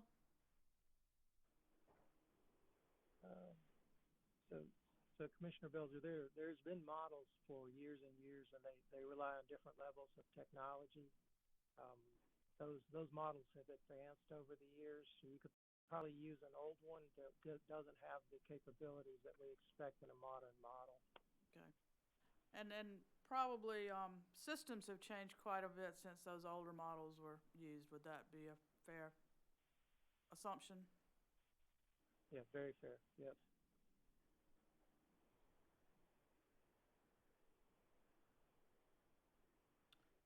Mr. Bell, again, thank you for your testimony today. I appreciate you answering my questions. Mr. Chairman, that's all. Well, Mr. Chair. Thank you, Vice Chair Belzer. Commissioner Caston, the floor is yours, sir.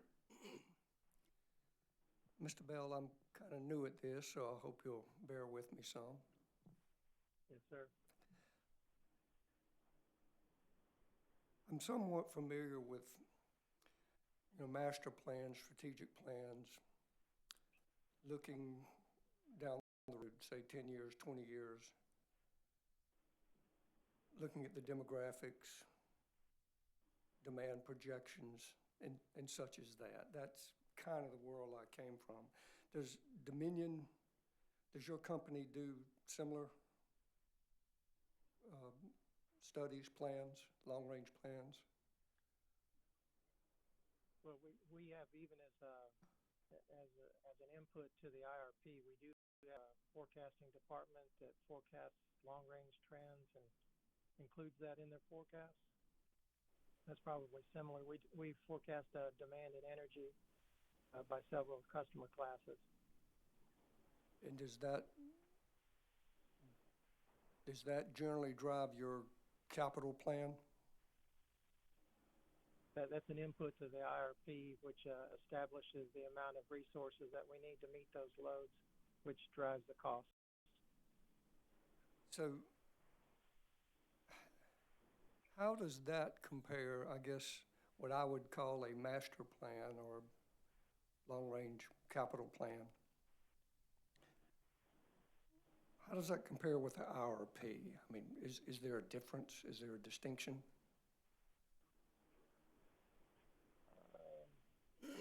The IRP is probably the closest thing we have to the master plan. I'm sorry, could you repeat that? I missed it. Yes, sir. The IRP is probably the closest thing that we would have to a master plan. The IRP would be, okay.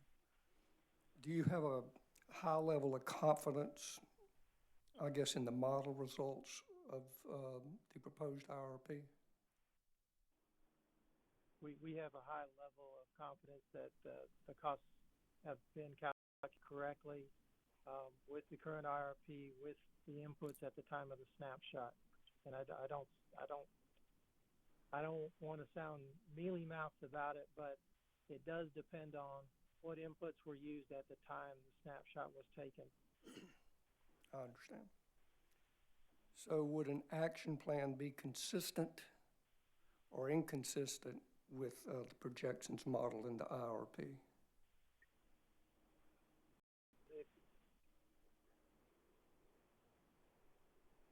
I mean, you could. We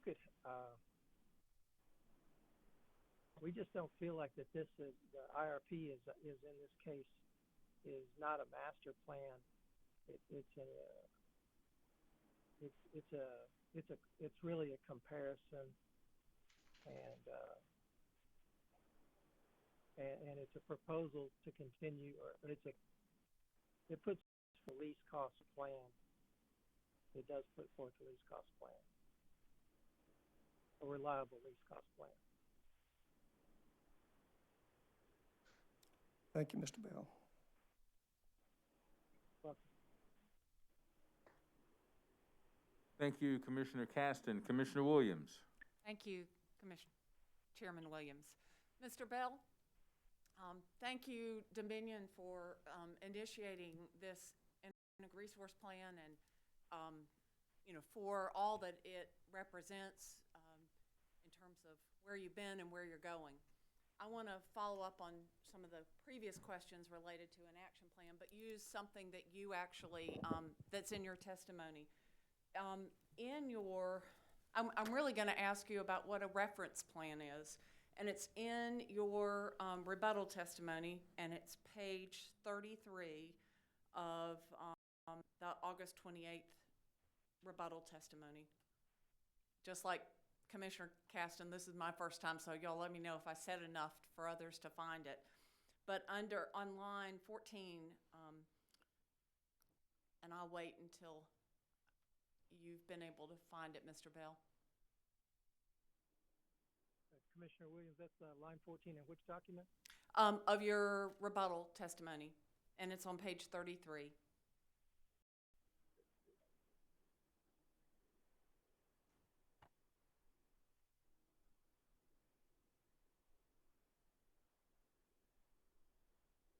Yeah, so it's been called a number of things, and we generally call it our plan. It's the plan that is proven under the snapshot to be the least cost, and that's the plan that we're adopting for immediate planning moving forward.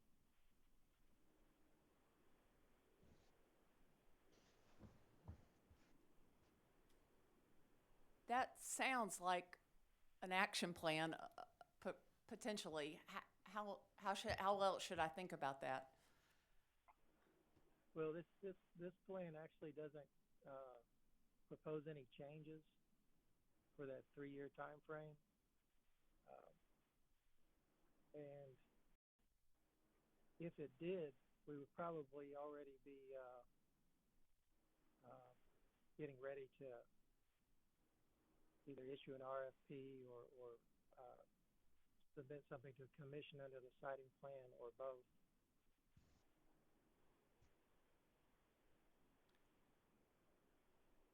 Thank you. Next question, when would it be appropriate to start modeling toward a net zero goal in IRP in the future? There's a lot of research, both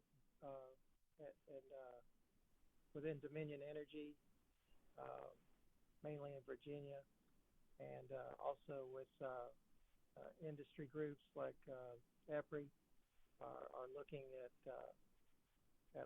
ways to become net zero, have offsets, and also continuously looking at cost of renewables and the renewable technologies. Short answer to that is no. I think that goal came out during either during or pretty close to the end of our completion of this IRP. So I think that we're going to be looking at it immediately. Might we see something related to it in the update?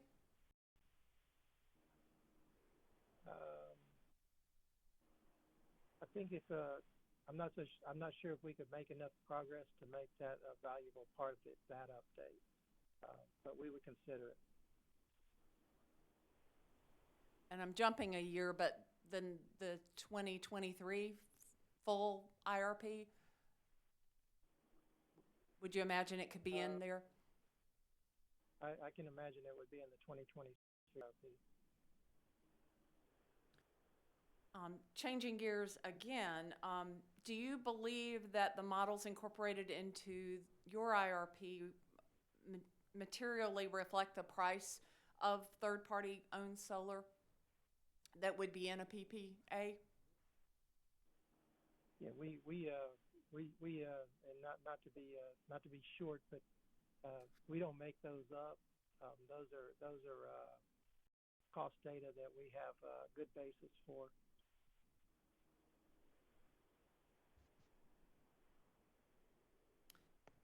And finally, I want to check to see if I heard you correctly.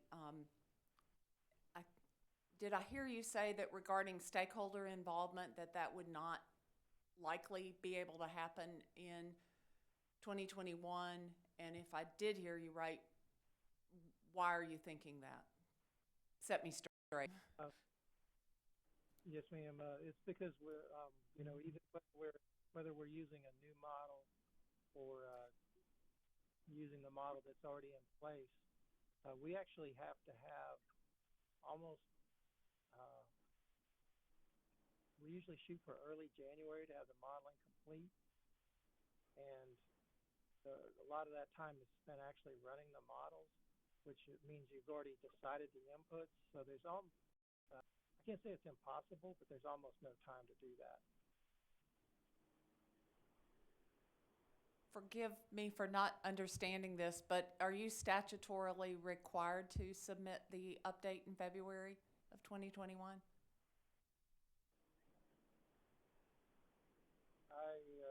Actually, Commissioner Williams, I actually don't know the answer to that, whether it's actually in the statute or not. Thank you very much, Mr. Bell. You're welcome. Okay, any more questions for Mr. Bell from the commissioners? Mr. Chairman? Commissioner Irvin. Thank you, sir. Mr. Bell, thanks for being with us today. You're welcome. I wondering how long it would take to do your analysis of early retirement of the coal plants in the portfolio. How long would that typically take? Commissioner Irvin, I don't think we have a number on that, and because we don't, I don't think we being in Energy South Carolina, I don't think we want to commit to a number.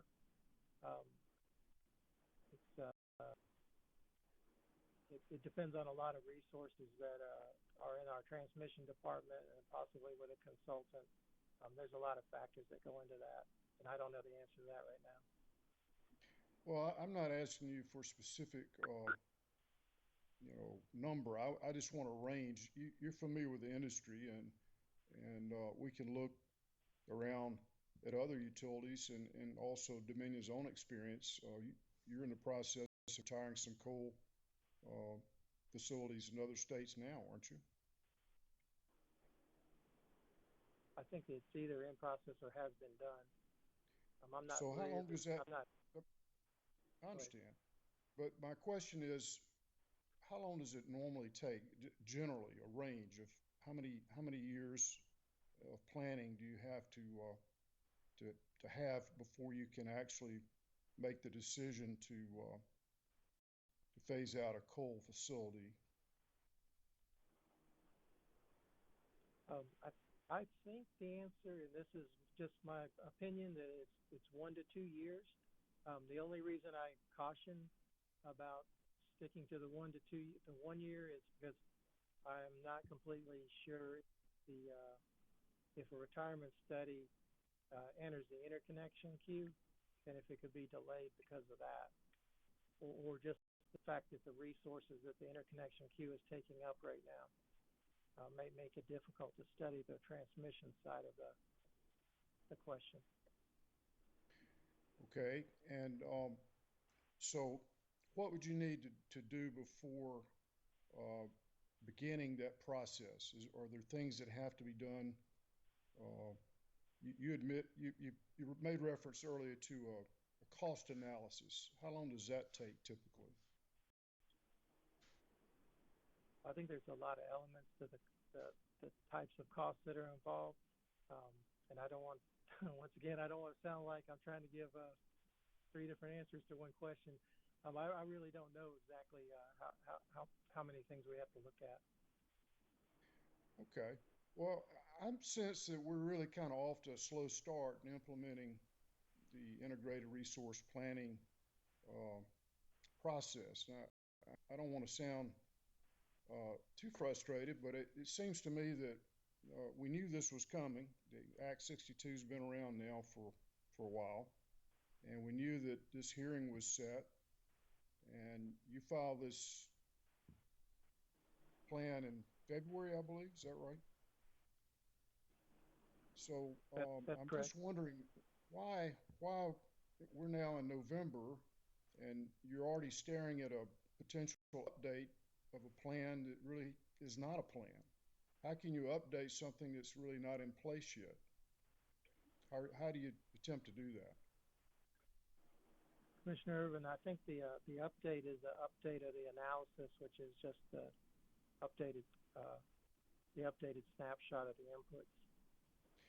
Well, and you've used this term snapshot a number of times in your testimony, and a snapshot, as you described, is just a moment in time where you put in the inputs and you get that what we used to call a Polaroid snapshot look at where you are now, right?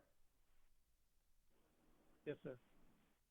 And what I'm thinking is that the General Assembly, in its wisdom, put in a process where we are being asked to look forward, not look back, or not look back at February, the snapshot that was in February 2020, but we're being asked to look forward for 15 years. And so wouldn't it be reasonable and prudent to have an action plan that takes us there incrementally over a period of time?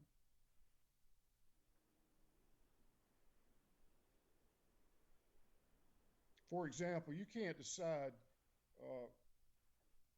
in 2026 that you're going to close a coal facility immediately. You've got to back the calendar back and do the cost analysis and then get the approval from the regulators and then make plans. Are you going to convert that coal-fired facility to a gas-fired facility? You've got to do a cost analysis on that. And if that's, and then you've got to look at other alternatives like renewable energy. That all takes time, doesn't it? Yeah, yes, it does, sir.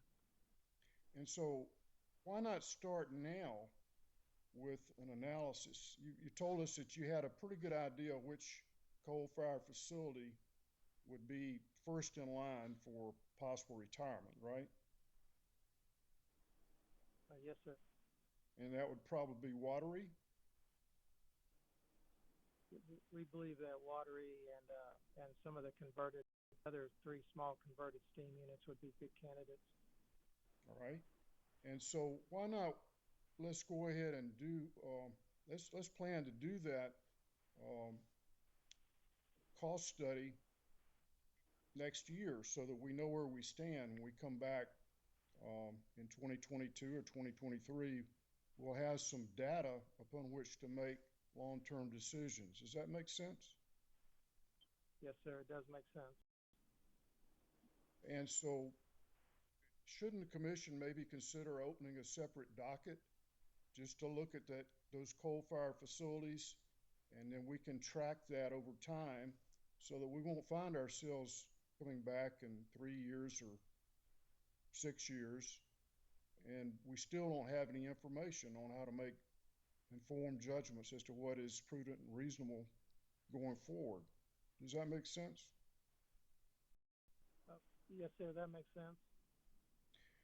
So I'm going to encourage the commission to consider doing that, because that seems to be a good first step going forward, so that we can begin to proactively plan for where we're going to be in 15 years. And first, I want to commend Dominion for its long-term goal in getting to net zero emissions. I think that's a great goal, and I commend Dominion and its leadership for having a stated goal.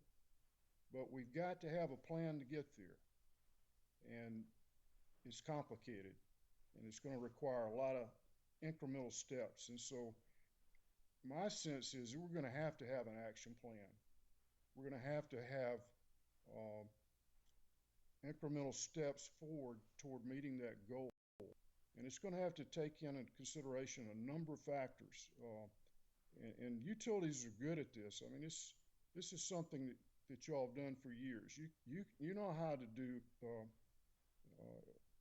you know how to assess risk, because utilities have had to live with risk forever. You've had to consider how interest rates might change, how fuel costs might change, how demand might change, how regulations might change, and you know how to do it. You're really experts at it. So I think it's imperative that we have an action plan. And, you know, if we're not going to, we don't have one now, but I would encourage you to come up with one, even if it's just an initial plan, because it's going to change over time. We don't know exactly what's going to happen in 3 to 5 years. The price of solar may continue to drop. We may have a change in policy that could impact the way that resources are implemented. So we don't know, but we have to start somewhere. So I'm going to encourage you to take that first step, and it seems to me that you've already identified the plants that are most likely candidates for early retirement. And as I understand it, these plants have been around a long time. I would think they've been fully depreciated, have they not? Commissioner Irvin, I'm not the expert on depreciation, but I believe that the date we put, that we've listed in the IRP as the end of useful life is also the zero depreciation date. So there's still some balance on the books on those plants. Well, maybe somebody can tell us. That's another piece of information that would be important, because, as you know, we don't want to have a stranded asset if we can avoid doing that. So this, again, is another consideration to be looked at. Where are we on the depreciation schedule? Have they exceeded their useful life? If not, how much money is it going to cost to continue their useful life? All these facts are important. We need that information, and so we've got to start somewhere. I don't want you to think now I'm being overly critical, but I think it's imperative that we get started. The General Assembly, it's like we're all at the starting line, and they've already pulled the trigger on the pistol that started the race, and I feel like we're still at the starting line. And so we need to take that next step with an action plan, and I would encourage you to have that for us when you come back in 2021. I appreciate your appearance today, and thank you for answering my questions. You're welcome. Thank you. Any more commissioner questions for Mr. Bell? Commissioner Powers. Mr. Bell, I too would thank you for being here today and for trying to work toward the goal that seems to be in everyone's mind and best interest. And staying with talking about resource planning, you noted somewhere that the natural gas generation is a significant role in your resource planning for Dominion Energy. And of course, because of that, natural gas pricing sensitivity caused a real change in your generation asset planning. Does that make sense? Yes, it does. Well, at what point or what price roughly would natural gas pricing start to affect generation planning for you? Oh, it affects it slightly, even with the slightest increase. We use the forward data in the curve that marketers trade every day. But it starts to really, there's different price points that it really starts to affect things. But it actually wouldn't have to move very far. Just going back from my avoided cost experience, if it was sustained at 25 to 50% higher, which is not hard for gas to do, it could result in some changes between coal and renewable generation. Your projections too about electric vehicles, are these the same projections you've used in other states, which may be more urban than South Carolina in places, or a lot more urban population, or is this an independent study that you came up with these numbers about your electric vehicles? Commissioner, are you talking about in the forecasting part of the IRP, where we state how many electric vehicles or what our scenarios, the 1%, 5%, 10% scenarios, that kind of thing? Yes. Okay. And there was several. There must have been 5, 6, 7 pages about electric vehicles. And I just wondered if that was based on a general study, or is that specific to South Carolina? The numbers that are in forecast are specific to South Carolina and the number of registrations that we've had. But the scenarios they're just scenarios. Those are not really forecasts. We've got Mr. Lynch can talk more about this, but the electric vehicle growth that we've seen in the past is what we've continued in the forecast, but I think we're going to move to a more robust forecast in the future. Thank you. Thank you, Mr. Chairman. You're welcome, Commissioner Powers. Any more commissioner questions for Mr. Bell?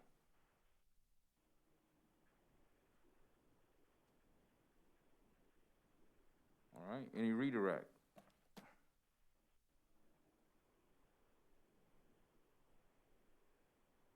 Okay, redirect. Chairman, no, I'm sorry, Mr. Chairman, I was looking for my button here. A couple of questions. I don't think this will take very long. Mr. Bell, there was some discussion about the operating reserves required to support solar capacity on your system. Do you recall that questioning? Yes, I recall the topic. Sure. And the issue surrounded the 35% operating reserve, which is not based on nameplate, I believe, but based on the actual solar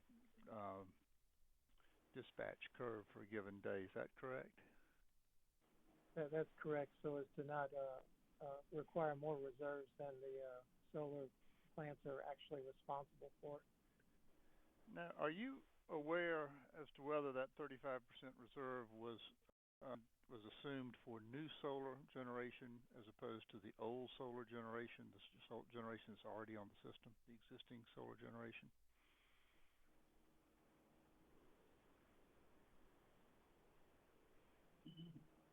I do not that requirement in the ProSim model for new solar.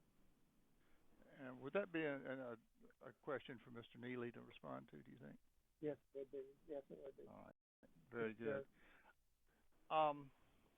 You're aware that over the past something less than 5 years, or excuse me, over the past 5 years, something on the order of 900 plus megawatts of solar generation has been added to Dominion Energy South Carolina system. Is that correct? That's correct.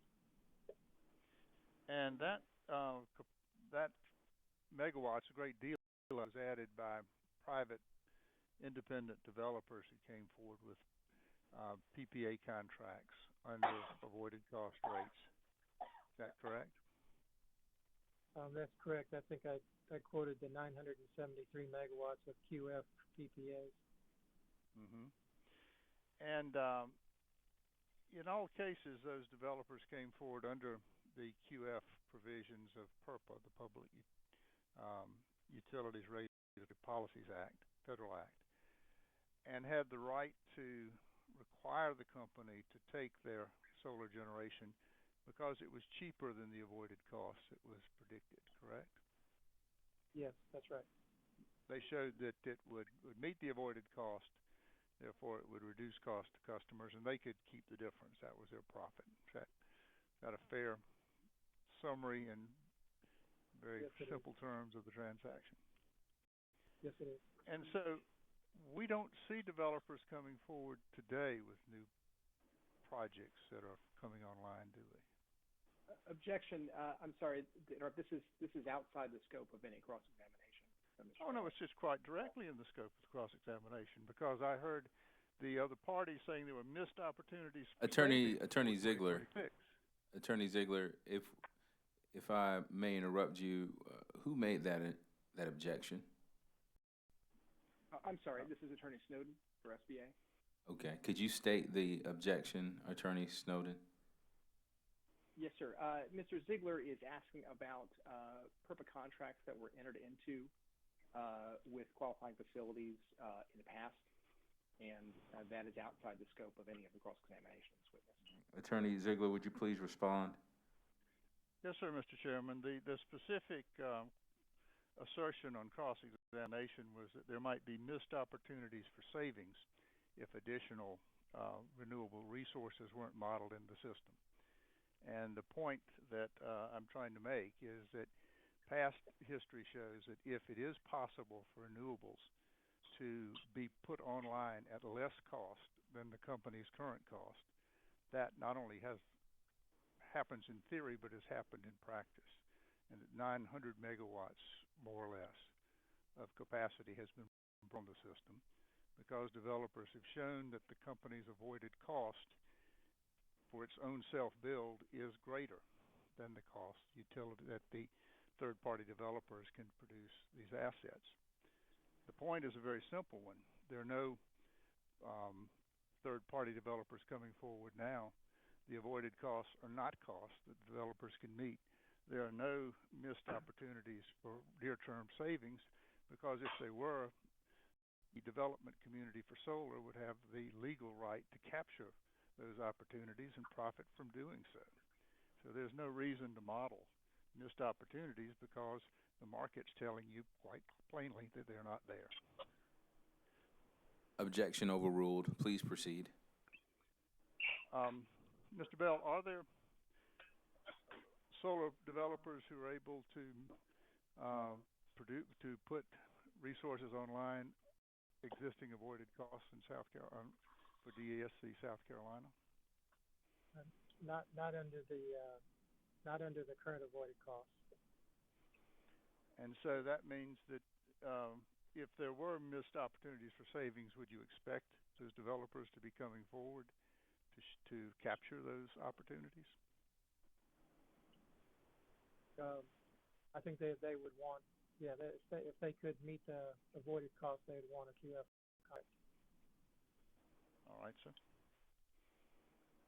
And does that play any role in your thinking about why there are not missed opportunities that are being ignored because of a failure to model additional renewables in the near term?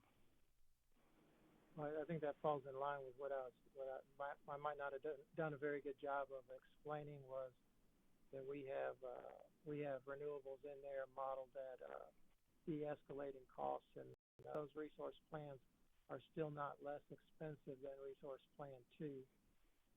So I don't expect that modeling those same resources in earlier years would result in a plan being less expensive either. I want to ask you a couple of questions, if you could, and I don't want to push your knowledge any further than you're comfortable with, about what would be involved in a retirement study. And what role would transmission planning play in a retirement study?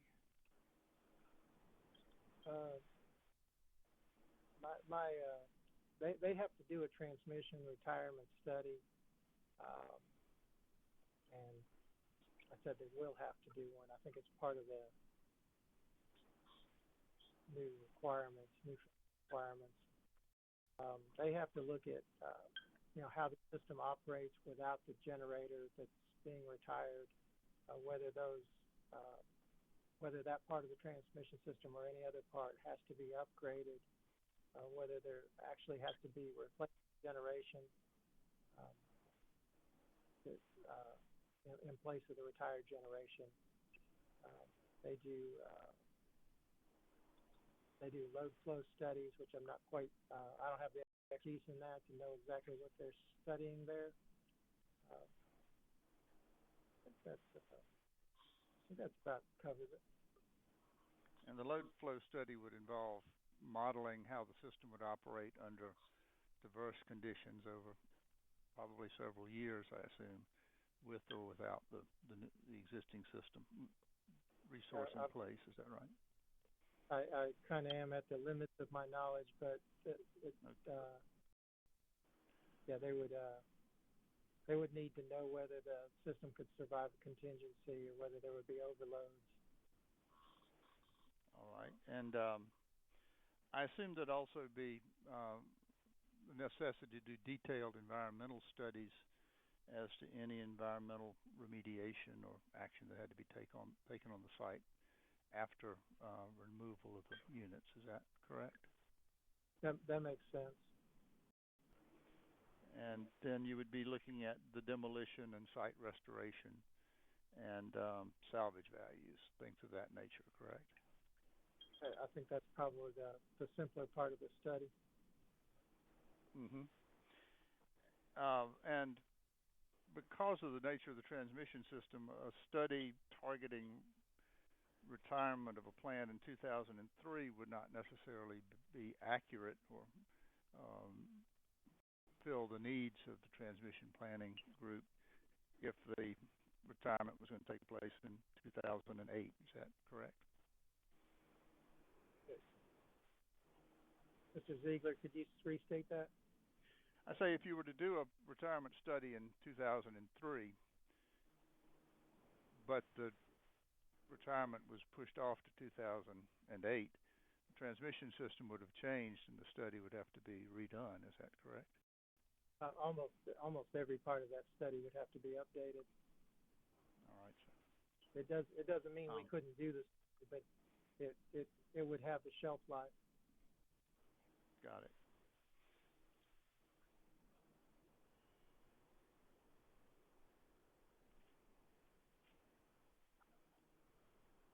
Mr. Chairman, I believe those are all the redirect questions I have.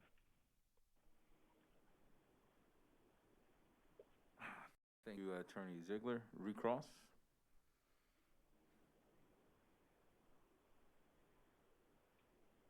This has been Snowden with SBA. I'd like to ask a few questions on recross, please. Please proceed. Mr. Bell, you discussed a few minutes ago the fact that with Mr. Belcher asked you a few questions about Purple QFs. Do you recall that? I actually don't. I don't know why I don't, but you can refresh me. Okay. Did you just testify a few minutes ago in response to Mr. Belcher's questions that, as far as you knew, PURPA qualifying facilities are not seeking to contract with the company under the current avoided cost rate? Say again. They're not what? I'm sorry. Can you hear me? Okay. I can't. Okay. Sorry, that PURPA qualifying facilities are not currently seeking contracts with the company under the current avoided cost rate? I think, yeah, we just said that.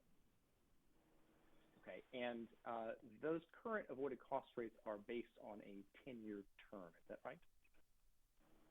That's correct. Okay. And the company has opposed offering PURPA contracts for qualifying facilities with a term longer than 10 years, hasn't it?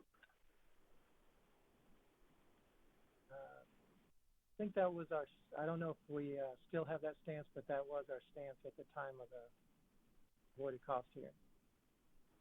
Okay. And that was last year? Yes. Okay. Are 10-year avoided cost rates different than avoided cost rates based on a 10-year term? They can be tranched where they supply an avoided cost rate for 5-year increments, or you can provide an avoided cost rate for the entire 20 years. It would be different than the 10-year. Well, isn't it true that the company's avoided cost rates calculated over the next 20 years are substantially higher than the avoided cost rates that are calculated over the next 10 years?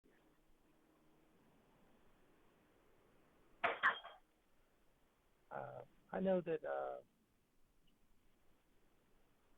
I don't know that's true. Well, in performing its production cost modeling for the IRP, the company assumed 20-year PPAs. Is that right? For a battery. I'm sorry. Say that again, please. 20-year PPA. I don't know the answer to that. I was mistaken about the battery. You're right. That's not a PPA. Okay. Well, I'll direct your attention to Mr. Searcy's direct testimony. We talked about this a little bit on cross, and I'll find the page.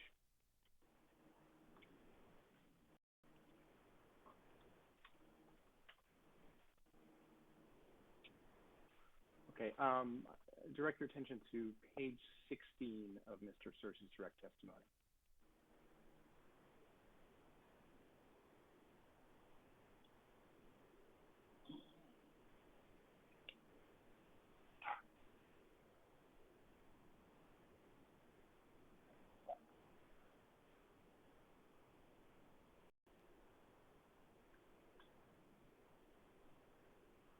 Please let me know when you can see that.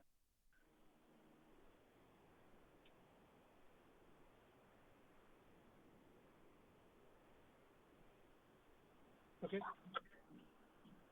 Okay, so do you see on lines 13 and 14 of Mr. Searcy's direct testimony that Resource Plan 7 includes 400 megawatts of 20-year solar PPAs with an assumed cost of $49.05 per megawatt hour?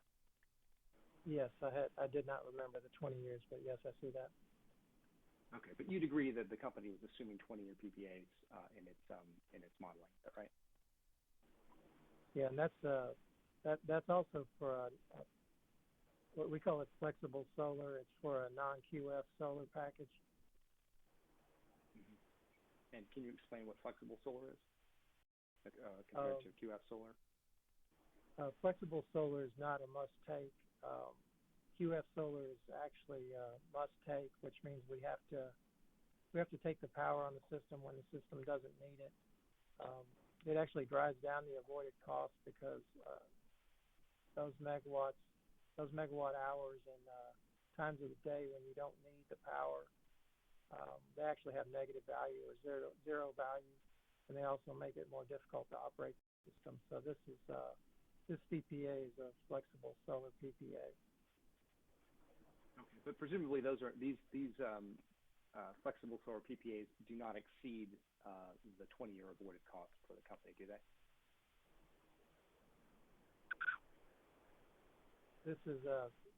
These costs are not avoided cost based. They're based on construction costs. Okay. Well, under PURPA, it would be illegal well, let me back up. PURPA caps the compensation for a solar QF at the utility's avoided cost, doesn't it? That's correct. Okay. So presumably, the total compensation under a flexible solar PPA at $49.05 a megawatt hour wouldn't exceed avoided cost, would it? It's not a QF. It's avoided cost PPA. It's the cost of a resource, just like a combustion turbine is purchased at some price that's not avoided cost. Okay, so the company might be assuming a PPA price here that's over avoided cost.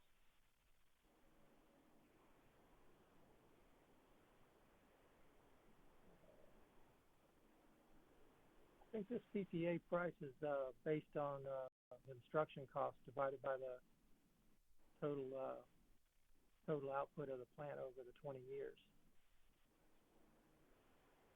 Okay.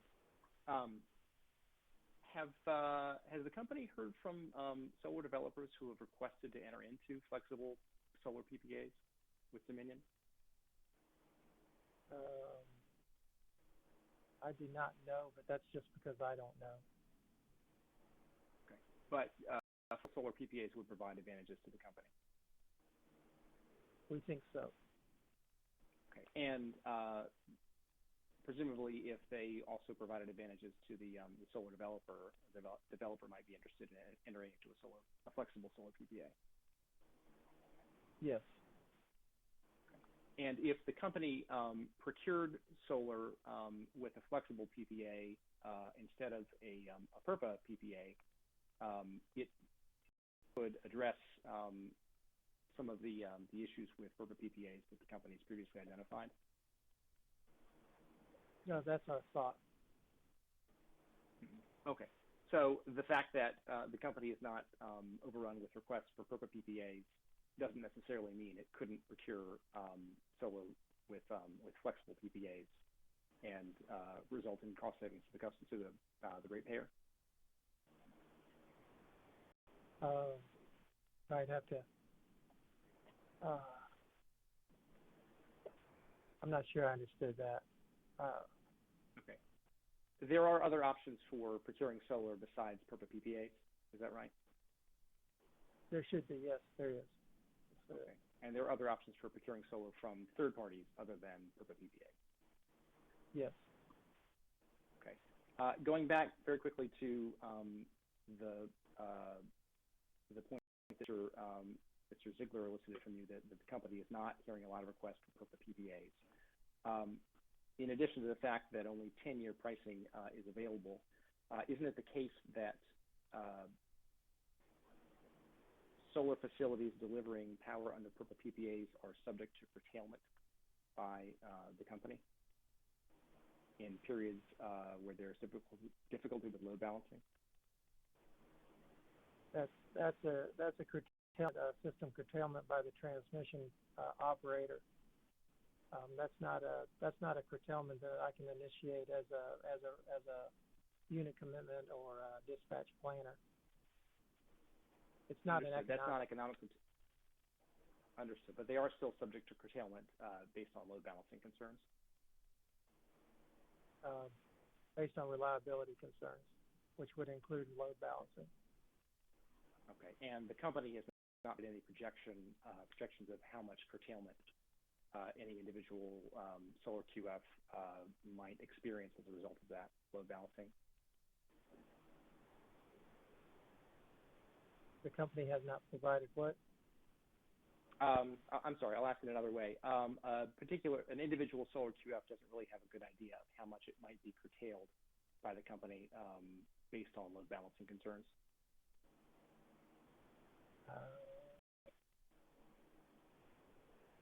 I think we have provided some analysis in the VIC hearing. Okay. Well, speaking of the VIC, isn't it also the case that solar PERPA QFs are required to pay a variable integration charge to the company on a per megawatt hour basis? That's correct. And that the current charge is 96 cents per megawatt, is that right? That's the interim charge, yes. But that is subject to true up based on the results of an integration study to be conducted in the future, is that right? That's based on a true up whenever the commission decides what the integration charge is. Okay, but you'd agree that an uncertain integration charge creates uncertainty about long-term revenues for solar QFs, is that right? That's what I've heard. That's not my area of expertise, but. Understood. Well, if that were true, might that also be a reason that solar QFs are not seeking to contract with the company right now? That could be a reason. Thank you. Just one or two more questions, and this is, Mr. Chairman, I had a brief follow-up to Commissioner Irvin and Williams' questions. Is now the appropriate time to ask that? Go ahead. Okay, thank you. Mr. Bell, Commissioner Irvin, Commissioner Williams asked you a few questions that were sort of inquiring about how long it would take the company to perform the analysis that's required to update the IRP. Do you recall that? They asked whether we could get I thought they asked whether we could get a stakeholder process before the 21 update. Well, there was some discussion of how long it takes the company to rerun the modeling or run the modeling with updated inputs. Do you remember that? Sure. Okay. Mr. Bell, after receiving the testimony of ORS and the other interveners in this docket, the company made a number of changes to its modeling assumptions, didn't it? Yes, we did. And it completely reran the modeling that it did in support of the IRP after making those changes, didn't it? We didn't completely rerun the IRP. We made selected changes that were a small subset of all the information that goes in an IRP and all the setup that's required to run a resource plan. And then we made those changes and we ran ProSim and were able to provide the outputs and the supplement to the IRP. Understood. So you reran the production cost modeling after receiving the testimony of the interveners? That's right. Okay. And is it true that the company did about twice as many ProSim runs in the period of time between when it reviewed the intervener testimony and when it produced its rebuttal testimony as it did for the original IRP? That's right. It's a little less than half. And the company was able to do all that modeling and put together the IRP supplement in about 6 weeks, wasn't it? That sounds correct. Okay. Thank you, Mr. Bell. No further questions. All right. Any questions before this witness steps off the stand? Yes, Mr. Chairman, Goodner Thompson, I have a few. Oh, Mr. Ziegler, please go ahead.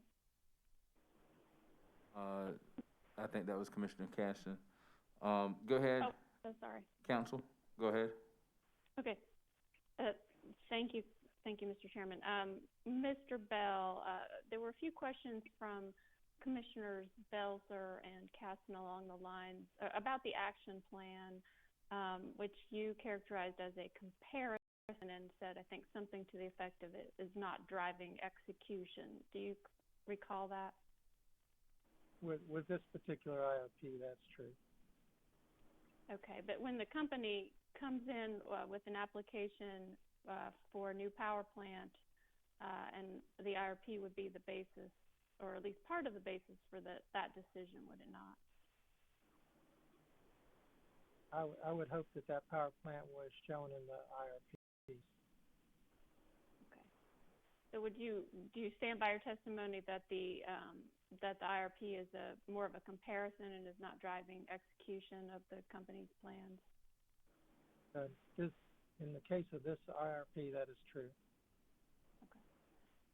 Commissioner Belzer asked you a little bit about models with particular focus on the cost and kind of accessibility. Do you recall that? Do you recall those questions? Plexus question? Yes. Are you familiar with a model called Encompass that does have this resource optimization capacity that Plexus has as well? I've heard the name, I believe, from Duke Energy. Are you familiar with the fact that Compass costs about, one can purchase a license for about $2,500 a month or $30,000 a year? Yeah, no, I hadn't heard that. And are you aware of the cost? I believe you may have estimated something in the order of $100,000, but are you aware of the cost of purchasing an annual license for Plexos? I actually don't know the exact cost of that either. Okay, so you would also not be aware whether it's possible to purchase a monthly license for Plexos? I don't think it is, but I can't rule it out. Okay, thank you. Commissioner Williams asked a little bit, and I believe there were some other questions from Commissioner Irvin as well about the Dominion Energy's corporate net zero by 2050 goal. Do you recall that? Yes.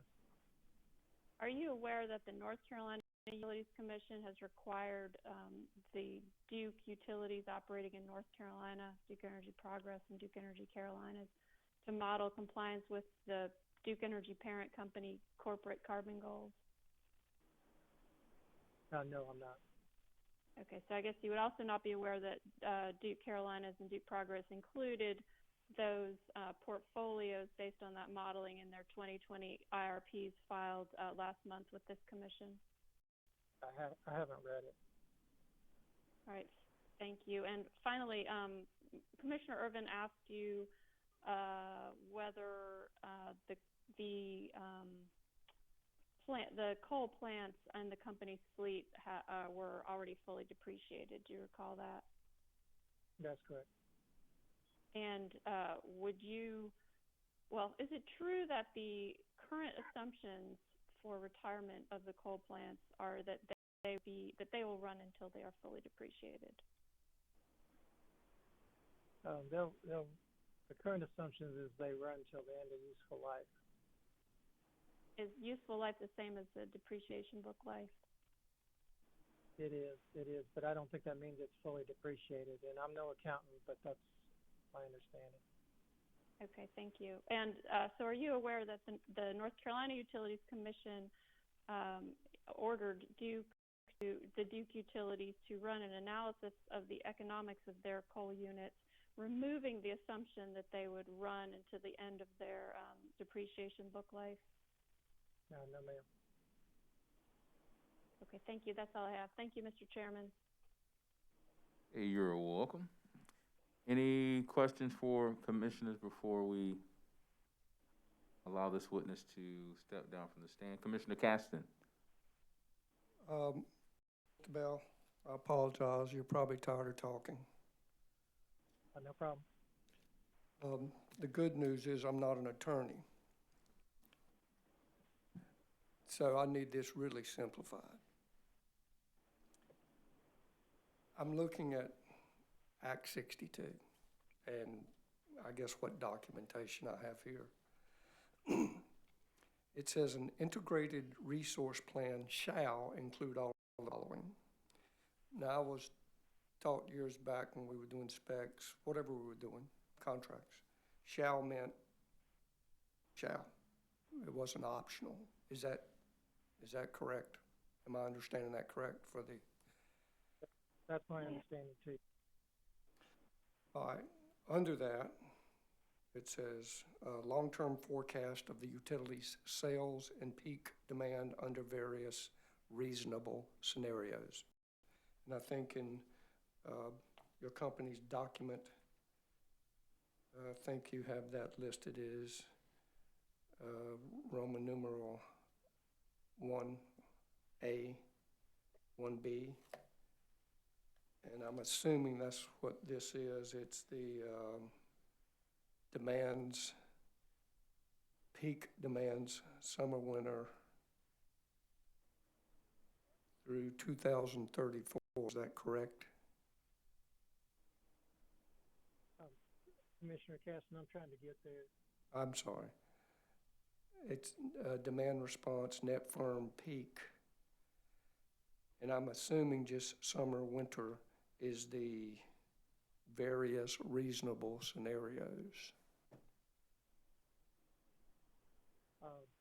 I think that peaks are actually for the actual load forecast that's used as the basis for the IRP.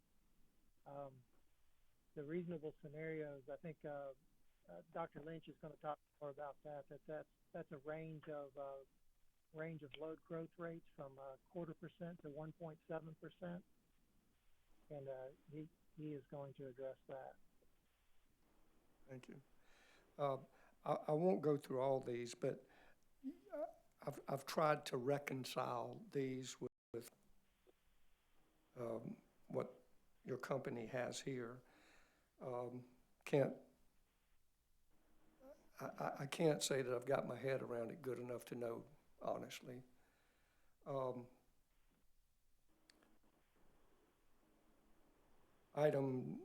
Let's go B. The type of generation technology proposed for a generation facility contained in the plan and the proposed capacity of the generation facility, including fuel cost activities under various reasonable scenarios. Not going to ask you to go there. Just because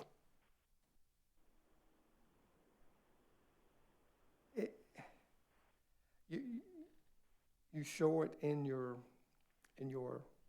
Act 62 requirements. There may be some debate as to whether Party A agrees with that versus Party B versus you versus me, for that matter. But I wanted to move on down where it says summary of the electrical transmission investments planned by the utility. Number D. That would be, I guess, B1D, which you say a summary of the electrical transmission investments planned by the utility is Section 3. Yes, sir, on page 52.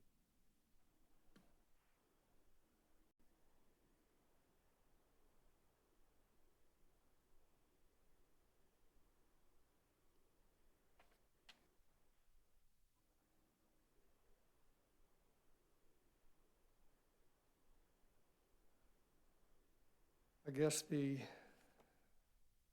question is what is a summary of the electrical transmission investments planned by the utility? Your argument, your company's argument is what you have written, correct? Yes, sir. Switching to item E, and just for expediency's sake, I think it would be E,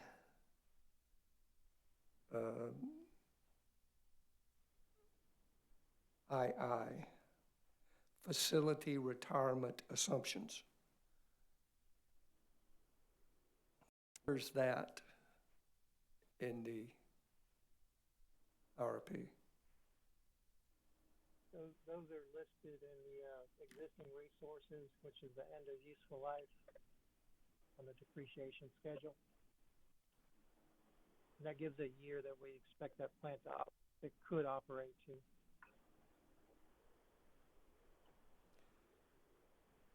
Trying to find the table number for you. It's on page 33. And we've listed the results of the depreciation study as a probable retirement date.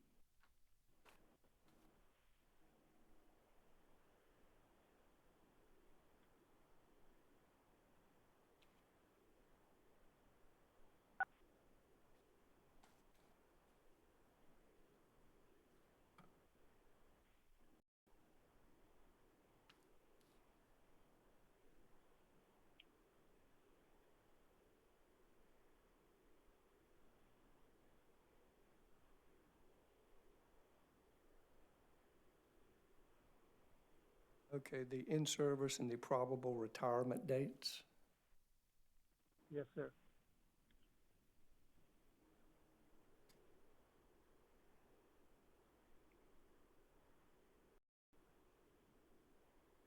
So you have dates, it appears, and I don't know the high-low, but say dates ranging from 2018, which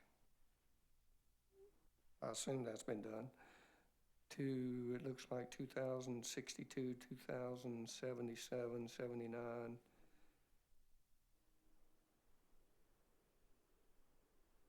So I guess what I'm trying to get my head around is, it seems like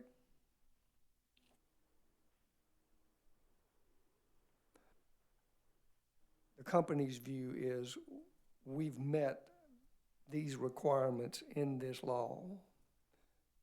Is that what you're saying? Yes, sir, it is.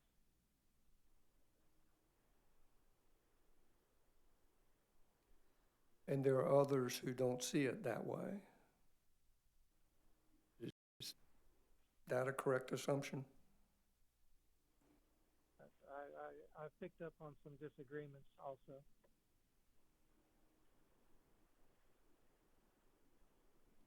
Thank you. Thank you, sir.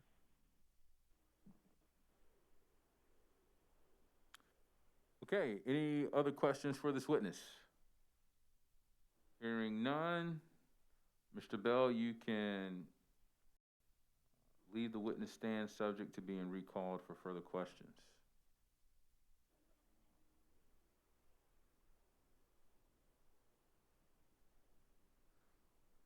All right, ladies and gentlemen, it is 5:25.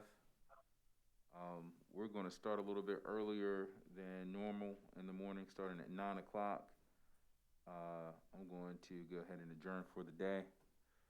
And we will, or say dismiss for the day, and we will start back up again tomorrow morning at 9 a.m. Mr. Chairman, before we go, can I just provide some administrative instruction to our parties and witnesses? Absolutely, General Counsel. Thank you. To the attorneys and witnesses, or the attorneys with regard to make sure your witnesses are available, since the commission is going to restart at 9 a.m. tomorrow morning, you need to be able to log on using the same WebEx link and also the same telephone number no later than 8:15 in the morning, please. And just to remind again, all witnesses who have already testified are subject to recall by the commission. That's all I have, Mr. Chairman, unless there are any questions from any of the attorneys.